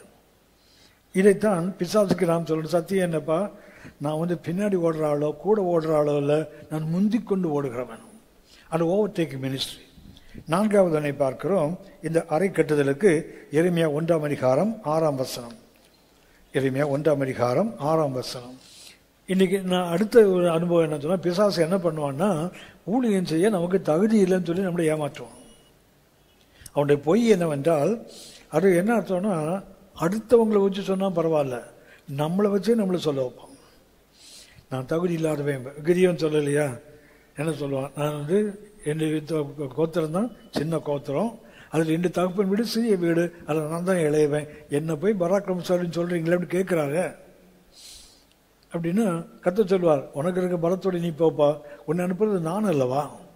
அப்படின்னா எதிரி என்ன பண்ணுவான்னா நம்ம வாயை கொண்டே ஒரு தப்பான ஒரு அறிக்கையை செய்ய வைப்பான். எளிமையாட்ட கத்த அந்த எளிமையா 1:5 பார்த்தா கர்த்தர் சொல்லுவார், நீ தாயின் கருவில் இருக்கும் என்னமே நான் உன்னை அறிந்திருக்கிறேன், உருவாக்கும் முன்னே உன்னை அறிந்தேன், நீ கர்ப்பத்திலிருந்து வெளிப்படும் முன்னே நான் உன்னை பரிசுத்தம் பண்ணி உன்னை ஜாதிகளுக்கு தீர்க்கதரிசியாக கட்டளையிட்டேன் என்று சொன்னார். எப்ப இவருக்கு அபிஷேகம்னா தாயின் கருவில் உருவாகிறதுக்கு முன்னமே, கர்த்தர் தாயின் கருவில் அவனை வைக்கும் முன்னமே கர்த்தர் இவனை தெரிந்து கொண்டிருக்கிறார், இவனை பரிசுத்தம் பண்ணி இருக்கிறார். ஆனால் அவர் என்ன சொல்றாருன்னு சொன்னா, நான் சின்ன பிள்ளை எனக்கு பேச தெரியாத. ஸோ இதுதான் பிசாசு பண்ற 4வது, அதாவது உன்னால ஊழியம் செய்ய முடியாது, உனக்கு ஊழியம் செய்ய தகுதி இல்லை என்று சொல்லுவான். இதுக்கு இன்னும் ஒரு நல்ல உதாரணம் யாத்திராகமம் 4ஆம் அதிகாரம் 10ஆம் வசனம். யாத்திராகமம் 4:10. அப்பொழுது மோசே கர்த்தரை நோக்கி, ஆண்டவரே, இதற்கு முன்னாவது தேவரீர் உமது அடியானோடே பேசினதற்கு பின்னாவது நான் வாக்கு வல்லவன் அல்ல, நான் திக்குவாயும் மந்த நாவும் உள்ளவன் என்றான். என்ன பண்ணா, கர்த்தர் பேசுக்கு முன்னாடியே நான் திக்குவாய் மந்த நாவு தான். பேசி முடிச்ச பிறகு இப்ப நம்ம கர்த்தர் அடையாளங்களை கொடுக்கிறார். கர்த்தர் என்னுடைய எல்லாம் பேசி முடிச்ச பிறகு சொல்லுகிறார், இதுக்கு முன்னாடியும் சரி நீங்க பேசின பிறகும் சரி எந்த மாற்றமும் இல்லை, நான் எப்படித்தான் இருக்கிறேன், திக்குவாய் மந்த நாவு. ஆனால் இது பிசாசு பண்ற தந்திரம். அப்போஸ்தலர் நடபடிகள் 7ஆம் அதிகாரம், அப்போஸ்தலர் நடபடிகள் 7ஆம் அதிகாரம் 22ஆம் வசனம். மோசே எகிப்தியருடைய சகல சாஸ்திரங்களிலும் கற்பிக்கப்பட்டு வாக்கிலும் செய்கையிலும் வல்லவனானார். இவர் வாக்கிலும் செயலிலும் வல்லவரானவர். எகிப்தியருடைய சகல சாஸ்திரங்களிலும் கற்பிக்கப்பட்டு வாக்கிலும் செயலிலும் வல்லவர். ஆனா இப்ப சொல்ல எனக்கு பேச வராது ஆண்டவரே அப்படின்னா பிசாசு அந்த அளவுக்கு மனசை ஊனப்படுத்தி வச்சிருவான், அந்த அளவுக்கு பலவீனப்படுத்தி வச்சிருவான். நாமே பண்ணுவோம், ஒர்த்லெஸ், நான் ஒன்றுக்கும் பிரயோஜனம் இல்லாதவன், நான் எதுக்கும் லாயக்கில்லை, இப்படி நம்மளை பேச வச்சிருவான். எரேமியாவிலே பேசுகிறார். அப்போ ஒரு கர்த்தர் சொல்லுவார், எரேமியா 1:17, எரேமியா 1ஆம் அதிகாரம் 17ஆம் வசனம். உன் அறையை கட்டிக்கொண்டு நின்று நான் உனக்கு கட்டளையிடுகிறவைகளை எல்லாம் அவர்களுக்கு சொல், நான் உன்னை அவர்களுக்கு முன்பாக கலங்க பண்ணாதபடிக்கு நீ அவர்கள் முகத்துக்கு அஞ்சாதிரு. கர்த்தர் சொல்றார், நீ உன் அறையை கட்டிக்கப்பா, நீ என்னால முடியாதுன்னு சொல்றதுல உன் அறையை கட்டிக்கொள். என்ன சொல்கிறார், நீ கட்டிக்கொண்டு நில்லு, நீ அவங்களுக்கு முன்னாடி கலங்கக்கூடாது. நீ கலங்கினால் நான் உன்னை கலங்க பண்ணுவேன்றார். பாருங்களேன், நான் உன்னை கலங்க பண்ணாதபடிக்கு நீ அவங்க முன்னாடி கலங்காத. அப்படின்னா கர்த்தருடைய வார்த்தை நம்மை தாயின் கருவிலை உருவாக்கும் முன்னமே கர்த்தர் நம்மை அறிந்திருக்கிறார். அப்படிதான் வேதம் சொல்லுது. பிரசங்கி 6:10 வாசிக்கிறோம், இருக்கிறவனும் தோன்றும் முன்னமே பெயரிடப்பட்டிருக்கிறான், அவன் மனுஷன் என்று தெரிந்திருக்கிறது, தன்னிலும் பலத்தவரோடு அவன் போராட முடியாதுன்னு வேதம் சொல்லி பாருங்களேன். பிரசங்கி 6ஆம் அதிகாரம் 10ஆம் வசனம். இருக்கிறவன் எவனும் தோன்றும் முன்னமே பெயரிடப்பட்டிருக்கிறான், அவன் மனுஷன் என்று தெரிந்திருக்கிறது, தன்னிலும் பலத்தவரோட போராட அவனால் கூடாது. அவர் பிறந்த பிறகு பெயர் வைக்கிறது இல்ல, தோன்றுவதற்கு முன்னமே தாயின் கடலை உருவாக்கும் முன்னமே கர்த்தர் பெயர் வைக்கிறாரு. ஆனால் எரேமியா சொல்லு, நான் ஒரு சிறு குழந்தை, பேச தெரியாது. கர்த்தர் சொல்லுறாரு, அறையை கட்டிக்கொள், நீ தைரியமா இல்லை, தைரியமா இரு. ஏனென்றால் நீ மனுஷன் முன்னாடி கலங்குனா நான் ஒன்ன கலங்க பண்ணிடுவேன். அப்படி என்றால் பிசாசன் என்ன பண்றாங்களா, கர்த்தர் நம்மை கலங்க பண்ற மாதிரி நம்மளை பலவீனப்படுத்தி வச்சிருக்கான். அப்ப என்ன வேண்டும் என்றால் தான் ஊழியம் செய்வேன். லூக்கா 17ஆம் அதிகாரம் 8ஆம் வசனம் வாசிங்க. லூக்கா 17:8. லூக்கா 17:8. நீ எனக்கு சாப்பாடு ஆயத்தம் பண்ணி அறை கட்டி கொண்டு நான் போஜன பானம் பண்ணும் அளவும் எனக்கு ஊழியம் செய், அதற்கு பின் நீ புசித்து குடிக்கலாம் என்று அவனுக்கு சொல்லுவான் அல்லவா. இங்க ஒரு ஊழியக்காரனுக்கு ஒரு எஜமான் சொல்லுகிறான், நீ என்ன பண்ணு, உன் அறையை கட்டி கொண்டு எனக்கு போஜனம் ஆயத்தம் பண்ணு, நான் சாப்பிட்ட பிறகு நீ புசித்து குடிக்கலாம். இந்த வேலைக்காரனை பார்த்த ஊழியக்காரனை பார்த்தா, இவன் காலையில் இருந்து எஜமானுடைய மந்தையை மேய்த்து வயலை உழுது மாலையில் வருகிறான். அப்படின்னா காலையிலே இவன் தன் அறையை கட்டி கொண்டு வேலை செய்தவன், மந்தையை மேய்த்தான், வயலை உழுதான். மாலையில் வீட்டுக்கு திரும்பி வரும்போது எஜமான் சொல்லுகிறான், நீ உன் அறையை கட்டி கொண்டு. இப்போ ரெண்டாவது வேலை முடிஞ்சோன்னா அறையை அவிழ்த்துட்டு இருப்பான் அந்த வேலைக்காரன். அப்பாடா வேலை முடிஞ்சது, அவிழ்த்து இது முகலாம் அப்படி தொடச்சிருப்பாங்க. ஆனால் வேறுன்னு சொல்லுது, வீட்டுக்கு வந்த உடனே எஜமான் சொல்கிறான், மறுபடியும் கட்டிடா இடுப்பேன் கேட்குறான். இப்போ காலையிலேருந்து உங்களுக்கு தானே வேலை செய்தேன் அப்படின்னு சொல்லுறாரு. எனக்கு போஜனம் ஆயத்தம் பண்ணு, நான் புசித்து குடித்த பிறகு நீ சாப்பிடலாம். அப்படின்னா காலையிலிருந்து மாலை வரைக்கும் அவன் செய்து யாருக்குன்னா எஜமானுக்காக. இப்போ எஜமானுக்கு ஒன்று இதுவரைக்கும் ஃபார் த மாஸ்டர், இப்போ டு த மாஸ்டர். முதல்ல மந்தை எஜமானுடையது, வயல் எஜமானுடையது, அதை அவன் வேலை செய்தான், அறையை கட்டி கொண்டு. மாலை வந்தது, வேலை முடிஞ்சது, அறையை அவிழ்த்து விட்டான். இப்போ சொல்றான், நீ மறுபடியும் அறையை கட்டிக்கொள், நீ எனக்கு இப்போ போஜனம் ஆயுது. அப்படின்னா முதல்ல எஜமானுக்காக வேலை செய்தான், இப்போ எஜமானுக்கே வேலை செய்கிறான். அதாவது எஜமானுக்காக வேலை செய்வது கொஞ்சம் எளிது, எஜமானுக்கு வேலை செய்வது கொஞ்சம் கஷ்டம். ரோமர் 12ஆம் அதிகாரம் 11ஆம் வசனம் வாசிக்க. ரோமர் 12:11. அசதியாயிராமல் ஜாக்கிரதையாயிருங்கள், ஆவியிலே அனலாயிருங்கள், கர்த்தருக்கு ஊழியம் செய்யுங்கள். கர்த்தருக்காக ஊழியம் செய்யக்கூடாது, கர்த்தருக்கு ஊழியம் பண்ணணும். கர்த்தருக்காக ஊழியம் பண்ணால் நிறைய கவர் கிடைக்கும், காணிக்க. கர்த்தருக்கு ஊழியம் பண்ணால் அவர் கொடுத்தாதான். இன்னைக்கு நமக்கு இந்த கவர் வர காணிக்கை நிறைய ஊழியம் பண்ணுறோம். ஆனால் என்ன வேண்டும் என்றால் கர்த்தருக்கு ஊழியம் செய்கிற அந்த அனுபவம். ஆகவே தான் அந்த லூக்கா 17:8 வாசித்தோம், நீ நிறைய கட்டிக்கொள். இப்படி கட்டிக்கொண்டு ஊழியம் செய்தால் கர்த்தர் ஒரு நாள் அவருடைய அறையை கட்டுவார். லூக்கா 12ஆம் அதிகாரம், லூக்கா 12ஆம் அதிகாரம் 35ஆம் வசனம். உங்கள் அறைகள் கட்டப்பட்டதாகவும் உங்கள் விளக்குகள் எரிகிறதாகவும். என்ன இருக்கணுமா? அறைகள் கட்டப்பட்டதாகவும். இந்த அறை இருக்குத, அதில் அந்த சின்ன ராவை மாற்றி பெரிய ரா போட்டால் ரூம் ஆகிடும். உங்கள் அறைகள் கட்டப்பட்டதுன்னா, நம்மளால ப்ரேயர் ரூம் கட்டுறோம், அறைகள் கட்டுறாங்க. அறைகளை கட்டி ஒரு நாள் ஜெபம் பண்ண மாட்டாங்க. நிறைய விசுவாசிகள் வீட்டில் ப்ரேயர்க்குன்னு ஒரு ரூம் வச்சுருக்கிறோம், அங்கே ஒரு பைபிள் இருக்கும், அங்கே ஒரு லைட் ஒன்று எரியும், 4 வசனம் அங்கே தொங்கும். ஆனால் எத்தனை பேர் உள்ளே போய் ஜெபம் பண்ணுவாங்கன்னு தெரியாது. வீடு கட்டும்போது பார்த்தீங்கன்னா ஹால் கொஞ்சம் பெருசாக கட்டணும். ஏன்னா ஒரு ப்ரேயர் மீட்டிங்லாம் நடத்துனா வேணும்ல. எப்போ ப்ரேயர் மீட்டிங் நடத்துவீங்க? அவர் மண்டையை போட்ட பிறகு அவருக்கு ஸ்தோத்திர கூட நடத்துவாங்க, அவ்வளவுதான். அப்படின்னா அறை கட்ட சொல்லலை, அறையை கட்ட சொன்னான். அப்படி எஜமான் வரும்போது அவன் விழித்திருக்கான், விளக்குகள் எரிகிறது, அறைகள் கட்ட, அப்படி எவர் ரெடி, எப்போதும் ஆயத்தம். 37ஆம் வசனம் வாசிங்க. 12:37. எஜமான் வரும்போது விழித்திருக்கிறவர்களாக காணப்படுகிற ஊழியக்காரரே பாக்கியவான்கள். அவர் அறை கட்டிக்கொண்டு அவர்களை பந்தி இருக்க செய்து சமீபமாய் வந்து அவர்களுக்கு ஊழியம் செய்வார் என்று மெய்யாகவே உங்களுக்கு சொல்லுகிறேன். இவன் அறையை கட்டி அவருக்கு ஊழியம் பண்ணா, அவர் வரும்போது என்ன செய்வாராம்? அவனை உட்கார வச்சு கர்த்தர் அறையை கட்டுறார் பாருங்க. நாம் அறை கட்டி கொண்டு இன்றைக்கு கர்த்தருக்காக வாழ்ந்தால், அது சத்தியம் என்னும் கட்சி நமக்கு அறையில் இருந்தால், அவர் வரும்போது என்ன ஆகுன்னு சொன்னால், நம்ம உட்கார வச்சு கர்த்தர் தன் அறையை கட்டுகிறார். அதுக்கு நம்மை போஷிப்பதற்காக. எவ்வளோ உயர்ந்த அனுபவம் பாருங்களேன். நான் பிசாசு என்ன பண்ணுறான்? உன்னால் முடியாது, உனக்கு தகுதியே இல்லை, நீ எவ்வளோ பொல்லாதவனாக இருந்த, நீ எவ்வளோ அக்கிரமம் பண்ண, நீ செய்த பாவம்லாம் எனக்கு தெரியாதா? அவன் யார் இல்லைன்னு சொன்னான், எல்லாம் உண்மை தான், அதெல்லாம் ரத்தத்தில் போயிடுச்சுப்பா. ஏசப்பா ரத்தத்தில் போயிடுச்சே. கடைசியாக கொண்டு சுட்டி காட்டுகிறேன். 1 பேதுரு 1ஆம் அதிகாரம் 13ஆம் வசனம். 1 பேதுரு 1ஆம் அதிகாரம் 13ஆம் வசனம். ஆகையால் நீங்கள் உங்கள் மனதின் அறையை கட்டிக்கொண்டு தெளிந்த புத்தியுள்ளவர்களாய் இருந்து இயேசு கிறிஸ்து வெளிப்படும் போது உங்களுக்கு அளிக்கப்படும் கிருபையின் மேல் பூரண நம்பிக்கையுள்ளவர்களாய் இருங்கள். என்ன செய்யணுமா? வருகையிலே காணப்பட வேண்டுமானால் மனதின் அறை கட்டப்பட வேண்டும். அது உள்ளான மனுஷனுடைய இடுப்பு கட்டப்படணும். 1 பேதுரு 1:13 வாசிக்கிறோம். அவர் வரும்போது, ஆண்டவர் இயேசு வரப்போகிறார், வரும்போது நீங்களும் நானும் வெட்கப்பட்டு போயிடக்கூடாது. பிசாசு என்ன பண்ணுவோம்? சொல்லலாம், நல்ல ஊழியம் பண்ணு, நல்ல பிரசங்கம் பண்ணு, ஆனால் நீ போக மாட்ட. இன்னைக்கு நிறைய பேருக்கு ஒரு என்னன்னா, போவோமா இருப்போமானே தெரியாது. ஏசு வரப்போறாரா? சரி வரட்டும் பார்க்கலாம், விட்டுட்டா போயிடுவாரு, நம்மளை கூட்டு போகாமல் விட்டுருவாரா? இப்படி ஒரு மாதிரி டயலமா, சந்தேகத்தில். ஆனால் ஒரு அஷூரன்ஸ் இருக்கணும். என் ஏசப்பா வந்தால், தாம்பரத்தில் ஏசுநாதர் வந்தார்னா ஒரே ஒருத்தனை கூப்பிட்டு போனாலும் அது நான் தான் இருப்பேன் அப்படி நம்பிக்கை இருக்கணும்ல. ஒவ்வொரு கர்த்தருடைய பிள்ளைகளும் நம்பிக்கை இருக்கணும் தானே. இவர் என்ன ரொம்ப உனக்கு வேணும்னு நீ வச்சுக்கப்பா, ஆனால் எனக்கு நான் போவேன் அவ்வளவுதான். அந்த கான்ஃபிடென்ஸ் வேணும்ல. அதுக்கு என்ன வேண்டும்? அறை கட்டப்பட வேண்டும். 1 யோவான் 2ஆம் அதிகாரம் 28ஆம் வசனம்.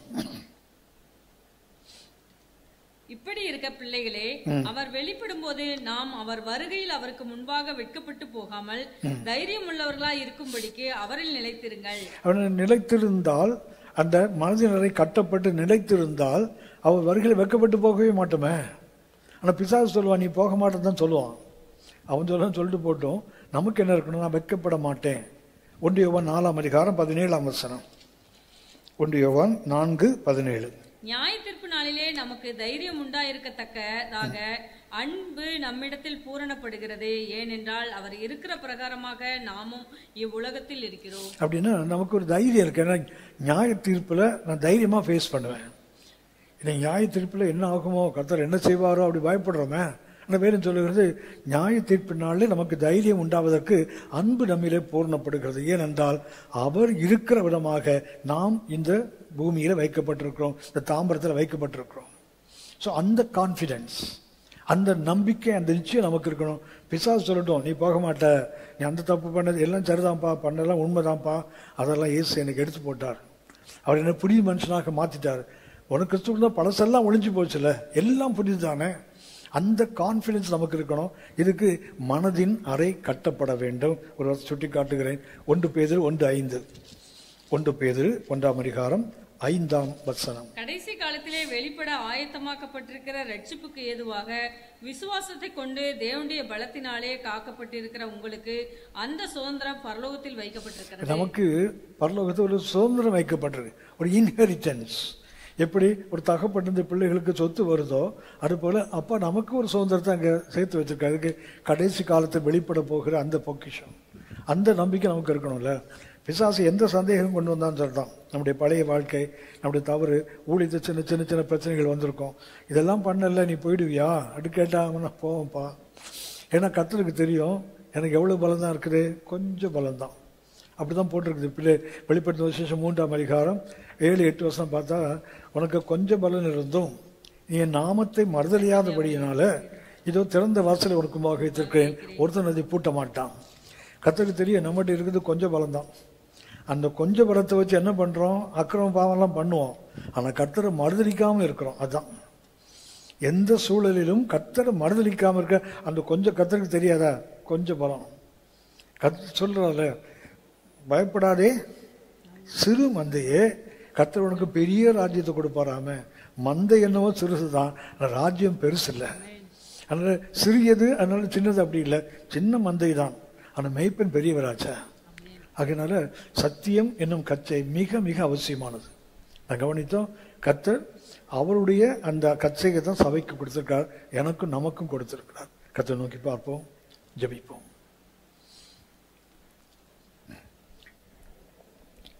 பரிசுத்த பிதாவே, இந்த கிருபை நேரத்துக்காக நாங்கள் உமக்கு நன்றி செலுத்துகிறோம்.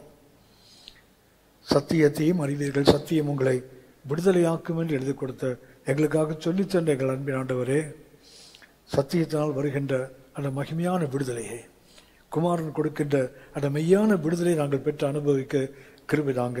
இதற்கு அடிப்படையாக எங்களுடைய வாழ்க்கை சத்தியத்தை மையமாய் அமைத்து வாழ தேவன் எங்களுக்கு உதவி செய்வீராக. எங்களுடைய வாழ்க்கை முறை சத்தியத்தை மையமாக கொண்டிருக்க தேவனை கிருபை பாராட்டுவீராக.